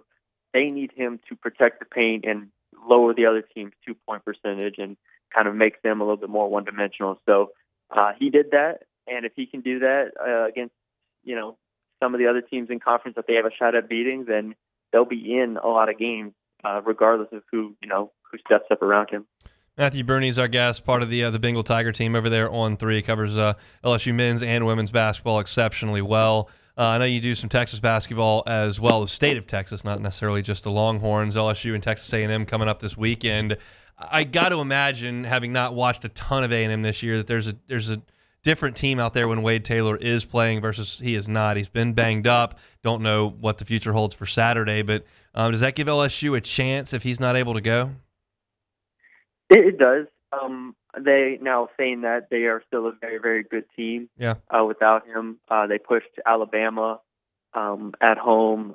Now they did lose Kentucky last night, but I think this team with Zurch Phelps, who transferred from SMU over there, they have a secondary scorer, and then they're already the best offensive rebounding team in the country, which we all remember last year's game where A&M grabbed like however many offensive rebounds. that's kind of what they do. So at the very least, you have a very high floor for Texas A&M with their defense, with their offensive rebounding, and then if they have Wade Taylor, they have the scoring punch that they need to be a really, really high-level team. But I'm not sure about his status. They've been kind of vague about it to this point, so we'll see if he ends up playing against LSU. I tried to explain this in my first segment. Maybe you feel the same, maybe you don't, but you can explain your sense of it. You are on your message board. You understand the tenor that people in the LSU fan base have towards this basketball team right this very second. And it strikes me just how different the actual team talks to us as opposed to the way that the fans talk about the team. Can you kind of explain that dichotomy and like the actual belief that it sounds like these guys like Jordan Sears, like Cam Carter still have about what this team can do? Oh yeah, it's a basketball team. Like you said, the fans on a message board, the fans in the general community will see 3 losses to start conference play and say, all right, well, the season's over. As a basketball player and as a basketball team, I said this on the board, LSU was one of 5 SEC teams to enter last night 0-3. Like, this is not a one-off. This is not like LSU was, they're the only team that can't win a game. This is Texas 0-3, Oklahoma 0-3, Arkansas 0-3. These are teams that have, A, spent a lot more money than LSU to build these teams, and B, have a history of being competitive more so, and are expected, especially like in Oklahoma and Arkansas, to be competitive and be in the NCAA tournament. So 0-3 is definitely not where you want to be, but it was not a situation where it was the season's over for anybody on LSU's team. Now, again, I think the loss to Vanderbilt in particular was pretty bad, and then you got blown out against Missouri, but ultimately you just play it one game at a time. The Arkansas game was a must-win in my opinion, and they got the win. So now it's the SEC continues to be very, very difficult. A&M, Alabama, Auburn, your next 3 games. So you just take it one game at a time. That's the good thing about having seniors too. Jordan Sears, Cam Carter, Jai Bailey are all very experienced, and I think McMahon's a very good coach to keep them locked in. We're looking for your LSU basketball coverage, men's and women's, plus recruiting, football. It's all over there at the Bengal Tiger, part of the On3 Network. Matthew's with us every single Wednesday. Thanks, man. Yeah, thanks, Hunt. Just talked about the next 2 coming up. It's Texas A&M. It is at Alabama and Auburn coming to the PMAC. If you can get one, that would just be awesome. If they could find a way to get one, you could get one there. You'd be just kind of like one game off schedule, maybe even on schedule. There just aren't a lot of margin for error. And I realize that we're talking about a team in Alabama that played very poorly last night, but that was against an Ole Miss team that's in the top 15. So it's LSU played Ole Miss pretty tough for 30 minutes of action. So they're up against it, and I don't think anybody's here telling you that they've turned it around, that they're going to win 10 league games. But it was nice that they got a win last night, and that's kind of where I'll leave that one for the rest of the show. Let's talk some football when we come back. The Hunt Palmer Show. Audio, video, security solutions, avssla.com. Mitchell Fisher and his team hung all the TVs in our house when we moved. We moved. They gave us a call, showed up at the old house, pulled them all off the wall, showed up at the new house, put them all on the wall. There's a lot of you out there that go, well, I can do that. Then do it. Be my guest. I can't. I'm inept. I can't do anything. I can call Mitchell, and he can get it done. And he also set us up with this technology that is so easy for us to use. We can use the smart remote that he gave us. It's got all the apps that we can scroll through and push. Even my kiddo knows how to hit the next button on it when the commercial comes up on YouTube. But we can also control the audio that's out on our back porch, or the audio that's there in our kitchen, and all the televisions there. You got to set up start to finish, and he can do the same for you. It's Mitchell Fisher and his team at Audio Video Security Solutions. Here's Mitchell's cell phone number. He's the owner of the company. He's the guy you will talk to. It's 225-439-7920. Again, 225-439-7920. You can check him out online. It's Audio Video Security Solutions online at avssla.com. There it is, the extra mile, on the border of expected and extraordinary for those willing to go further. Like vans customized for work or play, with safety and tech to keep you connected. Supported by a 5-star sales, service, and finance team, and backed by the 1-star you know. So go the extra mile. It's never crowded because so few have what it takes to go there. Mercedes-Benz Vans.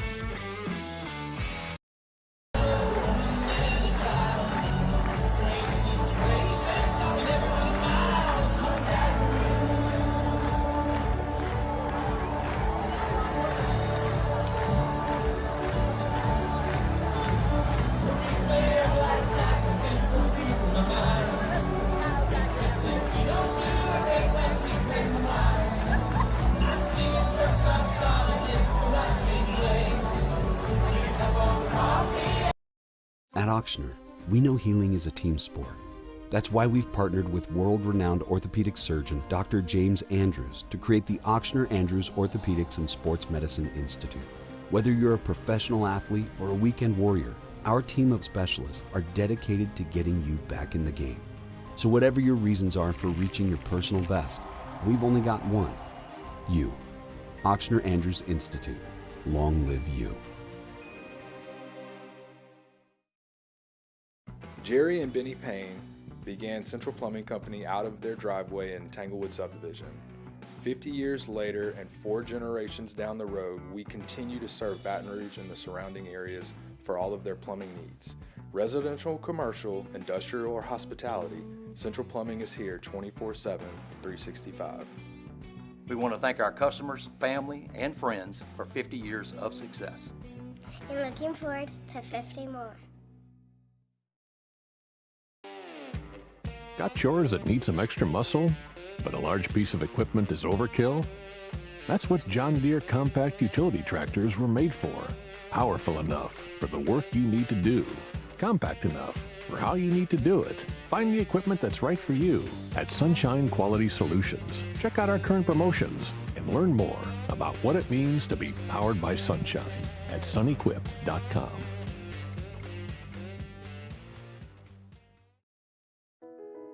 I've been doing business with Luba for 25 years. They're dependable, trustworthy. It's just the attention to detail with our clients. Our folks have years and years of experience. They're highly trained professionals. But many companies have that asset. What I'd like to think makes Luba a bit different is that we use those talents in a way that truly is dedicated. You're listening to The Hunt Palmer Show on 104.5 ESPN, Baton Rouge.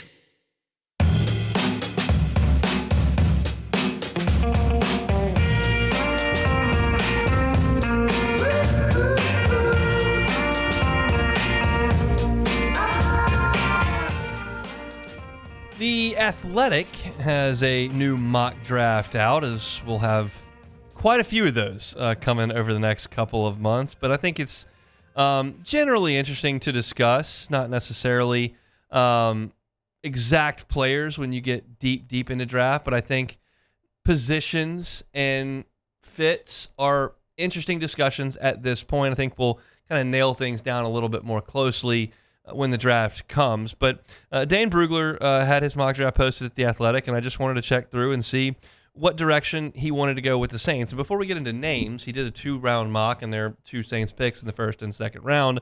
I think position is the first place you have to start. If you've listened at all to Matt Moscone on our afternoon drive show and after further review, he says, I don't really care what position the Saints take because they need help everywhere. And there's absolutely an element of truth to that. I think you would probably prefer not to draft on the offensive line because you've sunk so much into that recently, but it's never a terrible idea to draft offensive line. Wide receiver, yeah, they need help.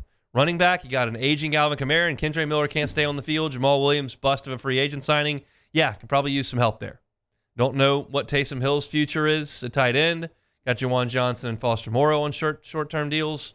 Well, I wouldn't immediately go grab a tight end, but I understand. Defensive front, yeah. You got Cam Jordan aging out. You got Chase Young as a free agent. On the edges, yeah. Interior, Brzee, pass rusher, but could there be somebody that you would plug in next to him to play there? Yeah, absolutely. Demario Davis is not going to play forever. You don't have a ton of depth behind Pete Werner. Okay. Secondary, I didn't see everything I wanted to see from Alontae Taylor over the last month once your 2 starting corners went down. I didn't see everything I wanted to see from Kool-Aid McKinstry. I realize you just took him in the second round, but okay. And then you move back to safety, and you got Tyrann Mathieu, who's aging. Jordan Howden, who is certainly not an all-pro at this point. So yeah, I just went through the roster. You can use help everywhere. So you would be hard-pressed to find a pick that just made no sense whatsoever. And for so long, the Saints have kind of been looking to plug one hole. And that's why they've traded up so much, because they feel like they're always right next to getting the piece to put them over the top. No one could look at this Saints roster and think, yeah, they're one guy away from making the turn. Not even Mickey Loomis and whatever he had to say on Monday of this week. No one could think we're right there. So you just got to take kind of best player available and understand that you got to get the best player you can get for the next 5 years. That's the plan for the Saints early in this draft. And so in this mock draft, the first selection that the Saints will make is obviously number 9. And he's got the Saints taking Malachi Starks, the safety from Georgia. He writes, safety might feel like a luxury option for a Saints team that needs help at quarterback, pass catcher, and on the defensive line. But Starks can play across the secondary and will be a playmaker in different ways. With his athleticism, football IQ, makeup, he'll be an easy sell for NFL war rooms. The one thing I really like about Malachi Starks is that he started for 3 years essentially at Georgia. And to start for that long at a school that good, that has produced that many good defensive players, means a lot. He made 198 tackles at Georgia. He has 6 interceptions. He's not the biggest, most physically imposing guy that you'll find. Malachi Starks is listed at 6'1", 205. It's big enough to play safety, but it's not like he's some sort of LaRon Landry level enforcer. He's not Sean Taylor. But he's versatile. He can cover in the slot. He does make a lot of tackles. High football IQ, as you said, playing 3 years in a sophisticated and dominant system at Georgia. I think this makes a lot of sense. Tyrann Mathieu got a lot more football in the rearview mirror than he does in front of him. And Jordan Howden hadn't showed me enough to say that, hey, we don't need to draft anybody there. So I think if you're trying to overhaul the secondary with Lattimore moving on, and who knows what the case is with the Debo, you've got Kool-Aid McKinstry under contract. You've got Alontre Taylor under contract. Jordan Howden's a young player. Can Malachi Starks come in and help you there? I think that does make some sense. I do trust Dennis Allen in terms of drafting and developing young defensive backs. He did that very, very well throughout his time in New Orleans. Even undrafted guys they brought in that could help them. He's obviously not there anymore, so it's a different regime. Maybe my confidence level not quite what it would have been, but I think Malachi Starks does make a lot of sense. The next pick that they have the Saints making is at 40. It's the Saints' second-round pick. Keep in mind they've got 2/3 and 2/4 in this draft. But the next pick is at 40.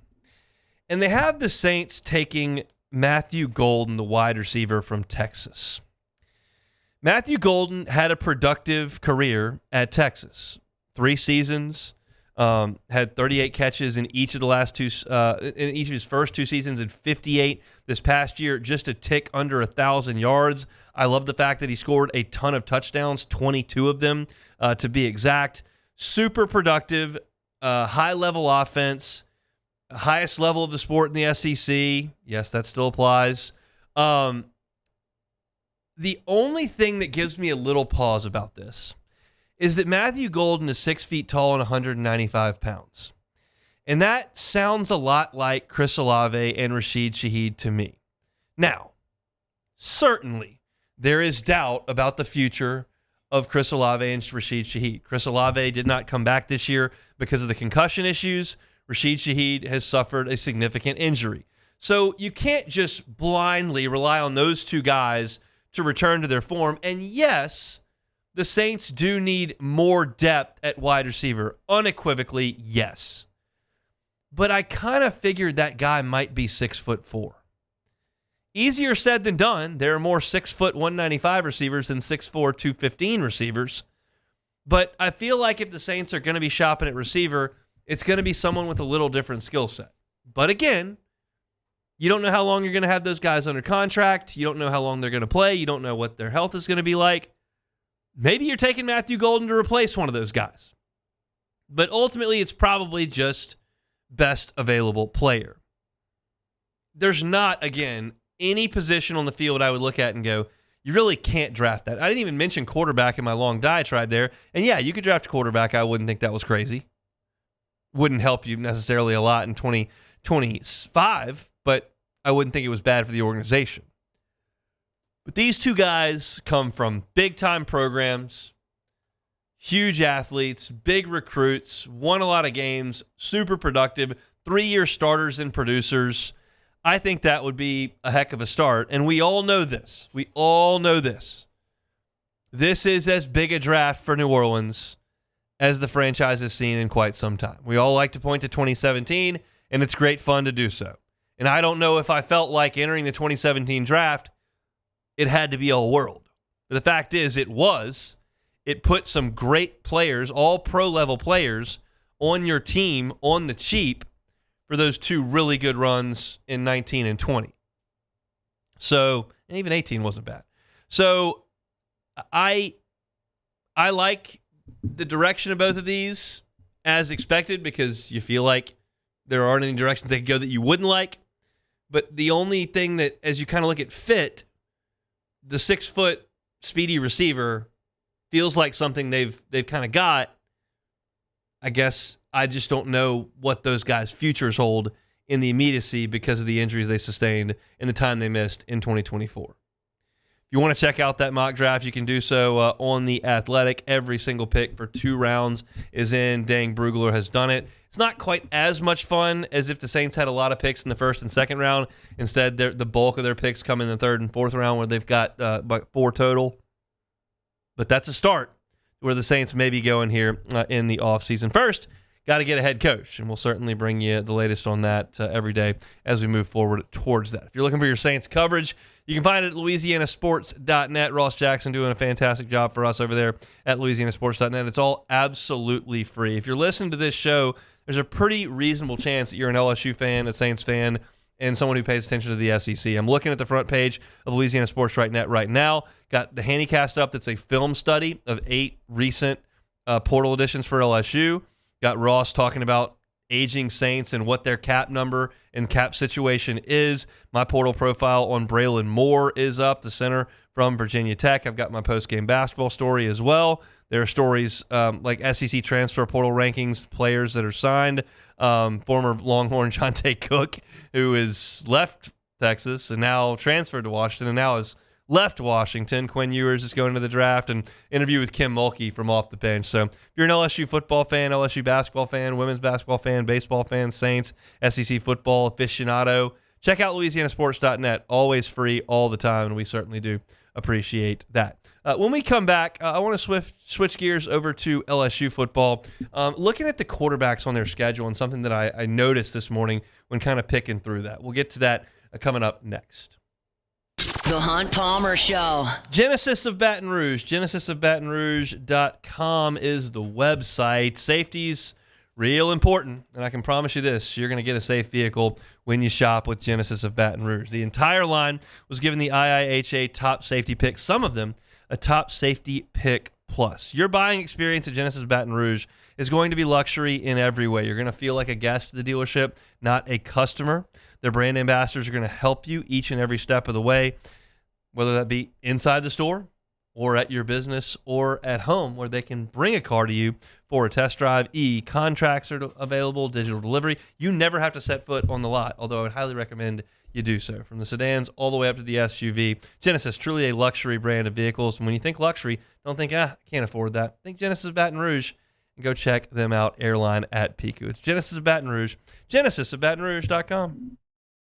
At Atmos Energy, our smart choice solutions help customers save energy and emissions with rebates up to $500 off high-efficiency natural gas appliances, smart thermostats, and weatherization upgrades. Together, we're fueling our energy future. Got chores that need some extra muscle, but a large piece of equipment is overkill?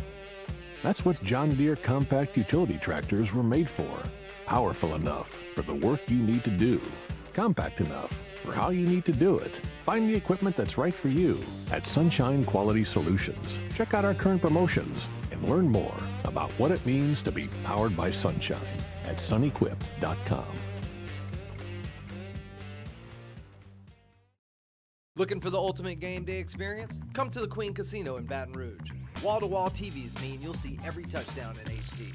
Place your bets and feel the thrill of every play with our DraftKings Sportsbook. The Queen Casino, where every moment is a win. Family owned and community driven. Service Chevrolet Cadillac, a legacy you can trust since 1972.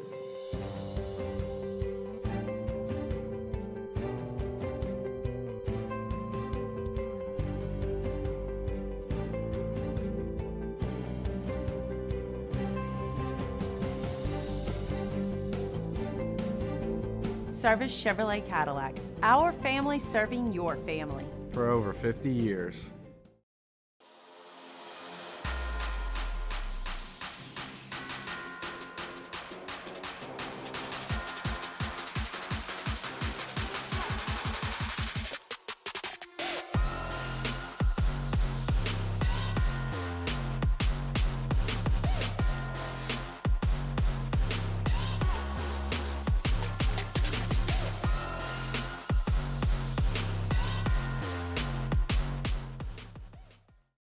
Dylan Cruz here to tell you about Six Rings Baseball and Softball Camp. If you live on the North Shore and play ball, go to Six Rings Camps with former LSU assistant coach Dan Canaveri. His knowledge is second to none, and your child will improve and have fun doing it. Camps were held at Coquille Park and Six Rings Academy in Covington with 4 sessions over the summer. Full day and morning only sessions are available from ages 7 to 13. Go to sixringsbaseball.com or call 985-206-9096. Learn the game to love the game. Gulf Coast Office Products is a nationally recognized Savin office equipment dealer based right here in Louisiana. Over 100 employees strong, Gulf Coast has the boots on the ground to support all vertical markets, from education, engineering, legal, and finance. With the latest in office technology, from desktop to production segment units, Gulf Coast and Savin have the perfect fit for you. Call 225-756-2644. That's This is the Hunt Palmer Show on 104.5 ESPN, Baton Rouge.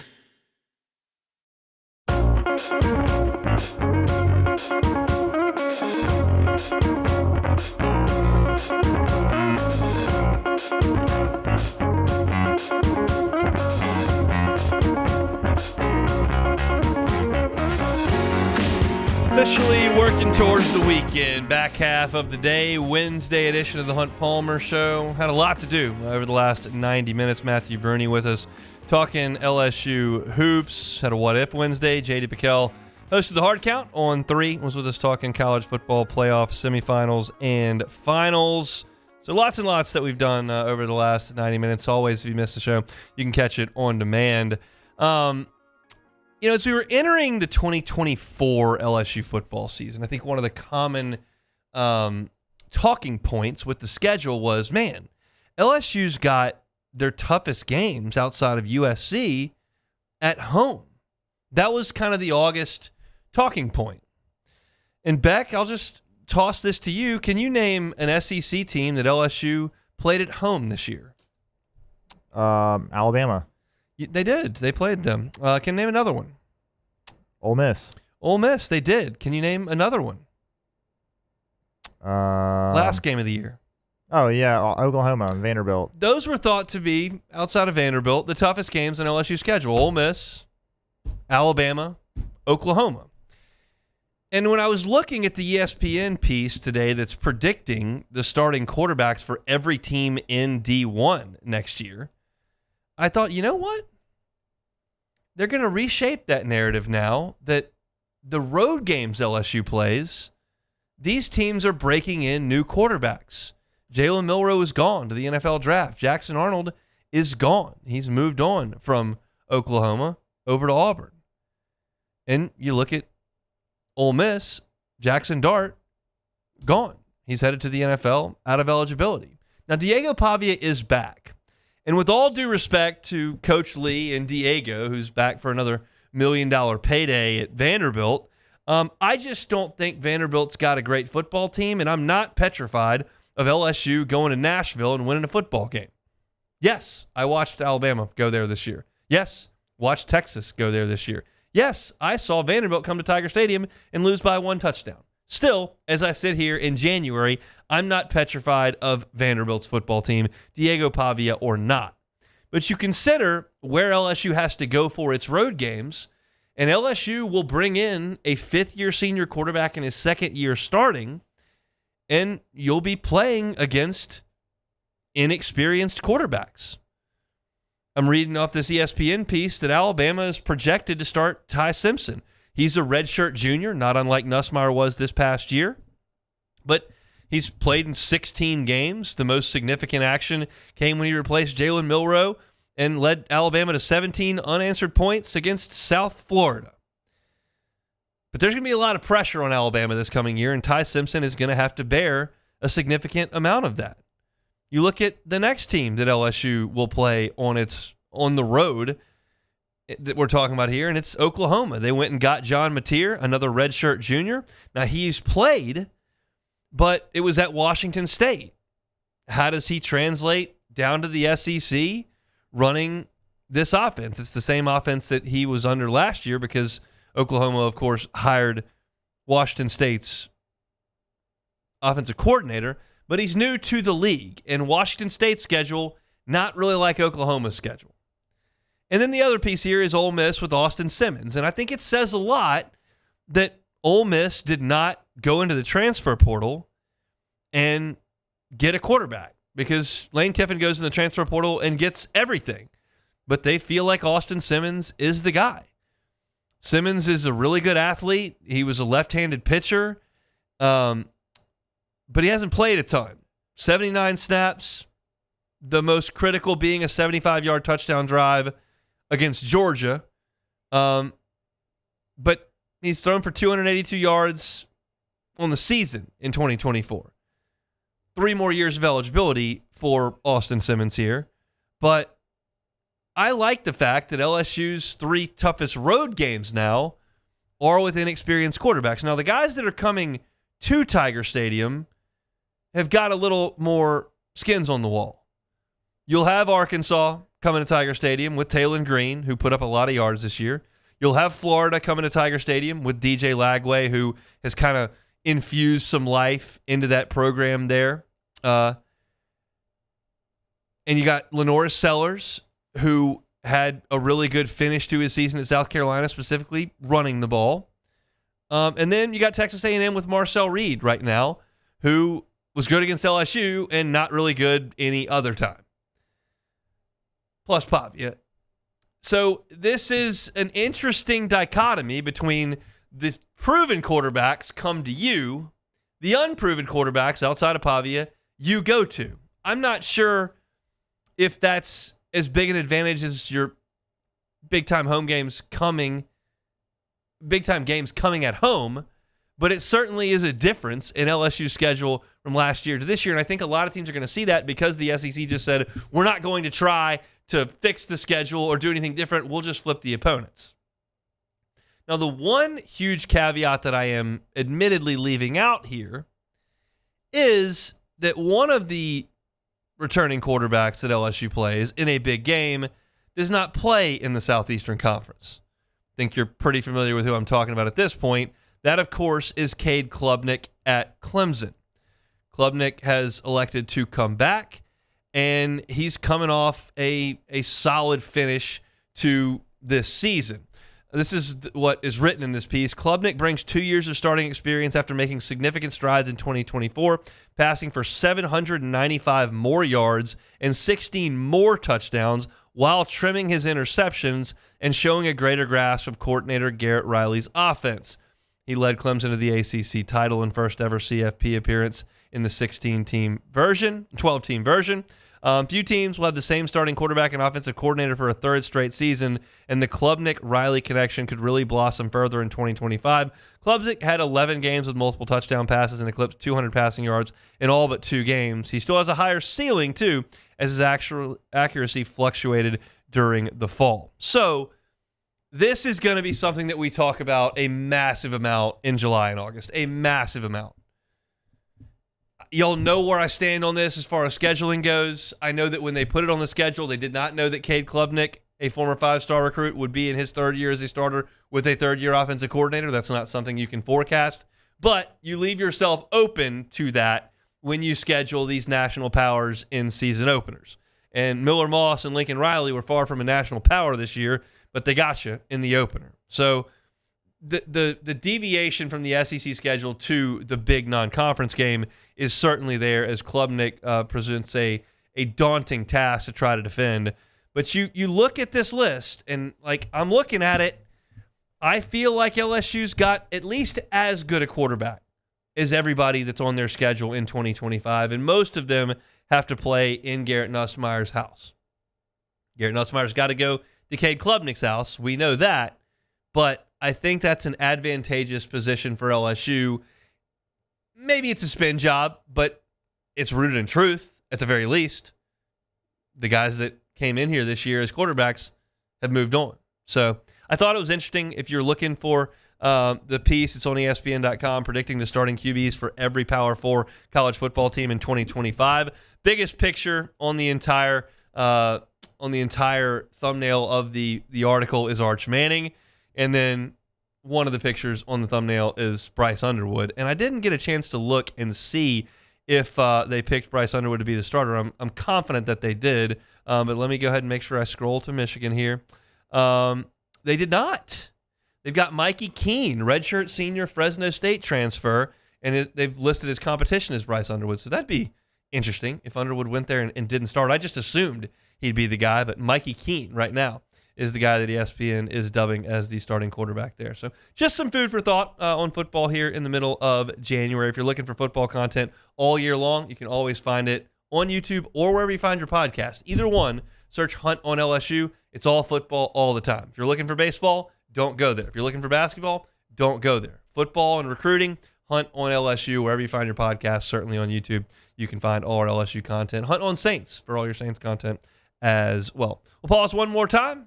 Come back, play some Take It or Leave It, close it out. I was going to say Monday. It's not Monday. On a Wednesday edition of the Hunt Palmer Show. The Hunt Palmer Show. One Bath and Closets. OneBathAndClosets.com is the website. David Duvall and his team, 30 years redesigning and remodeling bathrooms and closets. Doesn't have to be a huge ordeal to get a renovation done. We use our bathtub every single night because we have a 3-year-old who takes a bath every single night. It's playtime. It's messy. There's a lot that goes on, but it's used. If you're one of these folks or one of these couples who's got kind of a dingy old tub that you don't ever take a bath in, take it out. 1, it's an eyesore, and 2, you don't use it. Why would you have it there? Take it out, put in a gorgeous new glass walk-in shower from the folks at One Bath and Closets. Changes the functionality of your bathroom, changes the aesthetic of your bathroom, and you'll be thrilled that you worked with David Duvall and his team. They're going to do it right the first time and leave the competition behind. Check out the website, OneBathAndClosets.com. You can see pictures of their great work. You can see the reviews from their satisfied customers. You can get that free consultation. Consultation's free. Doesn't cost you anything to start that process with David Duvall and his team at One Bath and Closets. Check them out online, OneBathAndClosets.com. There it is, the extra mile, on the border of expected and extraordinary, for those willing to go further, like vans customized for work or play, with safety and tech to keep you connected. Supported by a 5-star sales, service, and finance team, and backed by the 1-star you know. So go the extra mile. It's never crowded, because so few have what it takes to go there.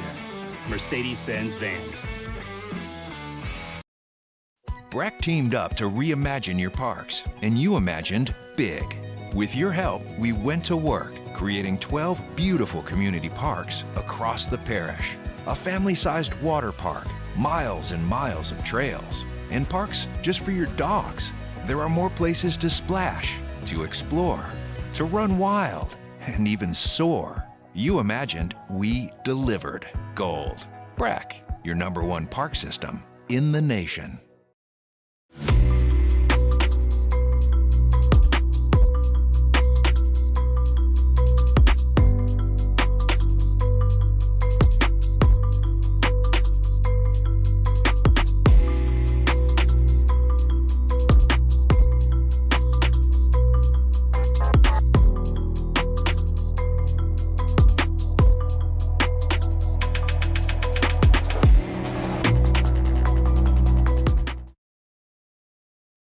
Jerry and Benny Payne began Central Plumbing Company out of their driveway in Tanglewood subdivision. 50 years later and 4 generations down the road, we continue to serve Baton Rouge and the surrounding areas for all of their plumbing needs. Residential, commercial, industrial, or hospitality, Central Plumbing is here 24/7, 365. We want to thank our customers, family, and friends for 50 years of success. and looking forward to 50 more. Got chores that need some extra muscle, but a large piece of equipment is overkill? That's what John Deere compact utility tractors were made for. Powerful enough for the work you need to do. Compact enough for how you need to do it. Find the equipment that's right for you at Sunshine Quality Solutions. Check out our current promotions and learn more about what it means to be powered by sunshine at sunequip.com.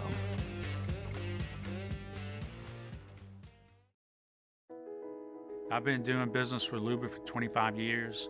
They're dependable, trustworthy. It's just the attention to detail with our clients. Our folks have years and years of experience. They're highly trained professionals, but many companies have that asset. What I'd like to think makes Luba a bit different is that we use those talents in a way that truly is dedicated to. You're listening to The Hunt Palmer Show on 104.5 ESPN, Baton Rouge.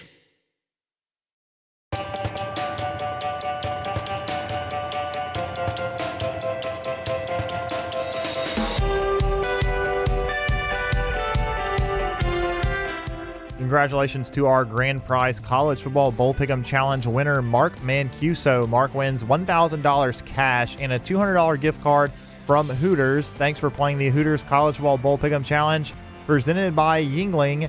And the NFL playoffs are here on 104.5 ESPN Baton Rouge. Tune in Saturday at 3:30 when the Chiefs host the Texans, followed by Jay Daniels and the Commanders and Lions at 7 p.m. Then Sunday, it's the Rams and Eagles at 2 p.m. And then the Ravens and Bills at 5:30 p.m.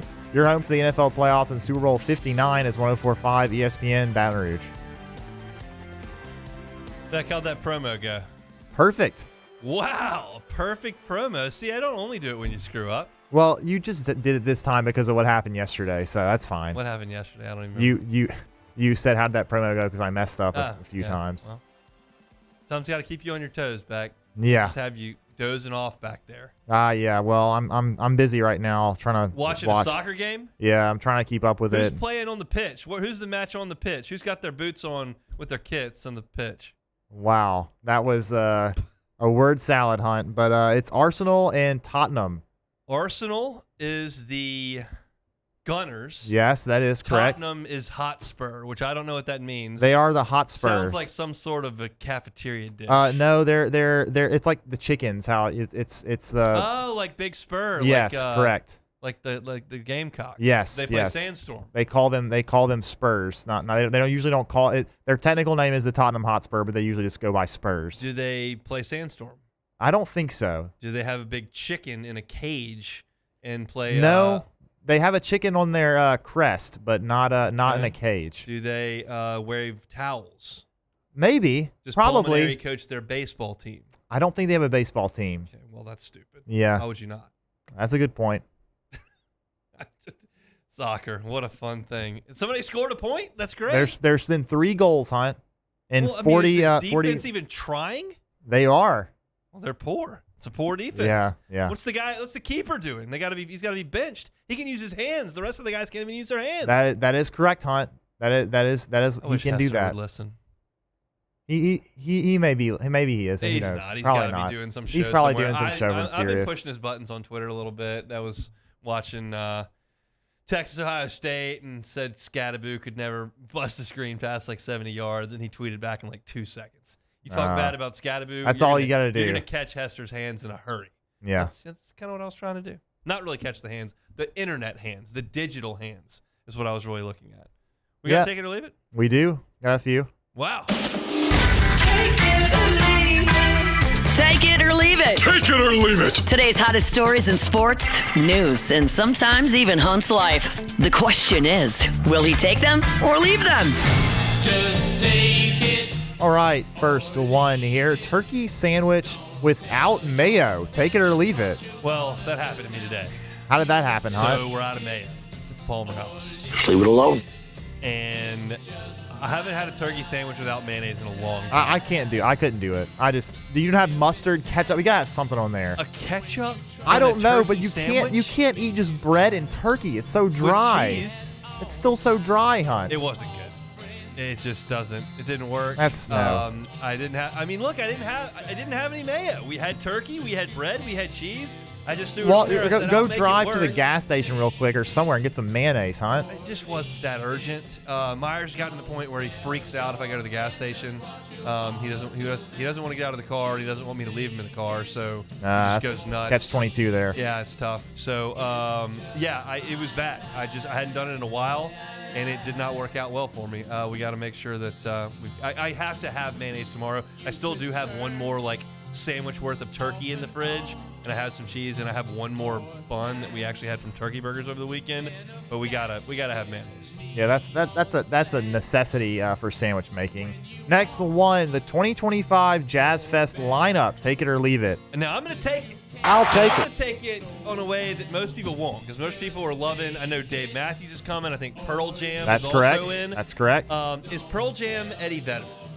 He is the lead singer of Pearl Okay. Jam. I don't really care about Pearl Jam, but he loves the Cubs. He which is does. great. So In that's fact, I good. think a couple of their because I actually went to a Cubs game a couple of years ago, and I'm pretty sure I saw the bass player for the Cubs on the bass on player the for the train Cubs. because he was wearing a Cubs jersey, and it said his last name on it, and I knew the bass player for Pearl Jam's name, so I'm pretty sure he actually might be a fan too. It's kind of a not incognito move, although I don't think to be many fair, people are going to really know who the certainly bass player of wouldn't. Pearl Jam is, so he he's probably could have fine. Pearl Jam bass player on the Yeah, back and there, that- I wouldn't know it was him. So, but I like the lineup because it's got Luke Combs, Yes, of course. and Casey Musgraves. Okay. That is good stuff. Yep. Pearl Jam, I don't think so. Dave Matthews, I can feel the claustrophobia right now. Oh, wow. with- That's not what I'm worried about. Well, or at least that- not what I'm that worried too. about anyways. That too. Yeah, there's some skunks. There's going to be some, it's going to be a little stinky. Yeah, I saw Dave. We talked about this, I think, on 2 summers ago. We were at a family vacation, and we drove over to see Dave at the Wharf in Orange Beach because my wife loves going to Dave concerts. I had plenty of fun because there was a bar there, but I don't need to see Dave ever again. I think some of his songs are good, but I only know 8 of them, and he plays 30, and I don't know those songs. So I don't care about those, but hopefully I can go see Luke Combs. I just don't think it's going to happen because it's too crowded. I've done Jazz Fest twice. If I never do it again, that'll be just fine. I'm now thinking about this, and I'm thinking about Cassie. I'm thinking about she's a New Orleans girl. There are some people that are super pro Jazz Fest. Some people are I don't really think so. And I don't know what I'm going to get from Cassie here. Are you pro Jazz Fest, or are you I've never even been? I've never been to Jazz Fest. Wow. See, I was thinking that was that's possible. I was It's thinking possible. it was possible. It It's a is. New Orleans native, just I'm not gonna do that. And that's fine because I've Yeah. been twice and I didn't like it really at all. So I saw Elton John, and by the way, Elton John was phenomenal. He was. I saw but him, It yeah. was too crowded. I couldn't. It's very move. crowded. And then we couldn't get home, and I don't need that. So Yeah, it is. Okay, so basically you are getting to see these artists for usually a pretty cheaper price as Yes. opposed to going to see them in a concert on their own. The price you have to quote unquote pay is that you have to be in a crowd full of people. Yes. You can't really move. It's usually hot, usually muddy. Those are the things you have to account for, but you get a cheap ticket to see And them. it's all about what you're willing to endure. Yes, And yes. I would walk on broken glass to go watch LSU in the College World Series, and I'd just make it through. Yep. I don't need to watch Elton John in the mud at all. Yeah. For the cheap. So Yeah. it's just kind of a whatever, to each his or her own, I guess. I would say that as well. Last one here. Don't know if you saw this last night, but the TGL Tigers team, the Jupiter Lynx Golf Club, I think, or I don't know, there's something like that. Even though I'm pretty sure Tiger is the only one on the team that's a member at Jupiter or whatever. Lives in Jupiter. Yeah, I don't know. Anyways, they got blown out. 12 Tiger, to 1 yeah, it or was something? 12-1. Tiger and his cast of misfits, Kevin Kisner among them, looked absolutely atrocious. I heard you. Someone in our group text said, I think Kisner is trying to play bad. Yeah, I think he was too. He sculled a bunker shot out of, and he actually, luckily for him, it hit the flag the post. But the Did Jupiter. you call it a flag post? I don't know why I call it that. The I don't flag. either. It hit the flag. I don't know why I said that. Certainly not a Anyways, post. the Jupiter Golf Links taking you on the chin. Take it or leave it. I guess I'll take it. I'll take it. I didn't watch any of it. Again, it's not really for me. I'm seeing some positive, some negative on Twitter.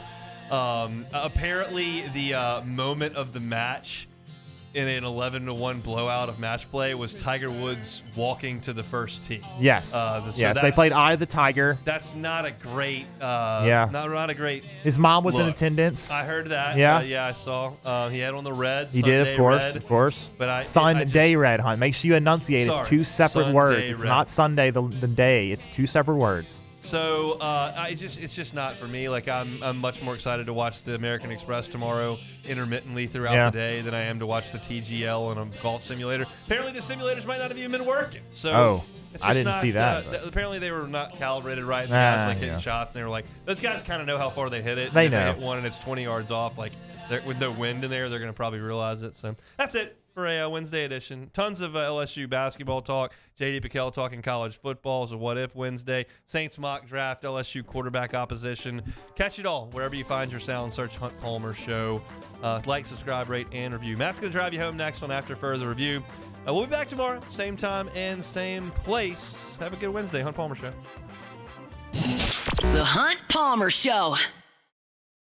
The Windsor Senior Living Community in Mandeville, Louisiana is a beautiful, vibrant apartment community geared toward seniors. They are nestled right in the heart of Mandeville, where seniors live a more carefree lifestyle.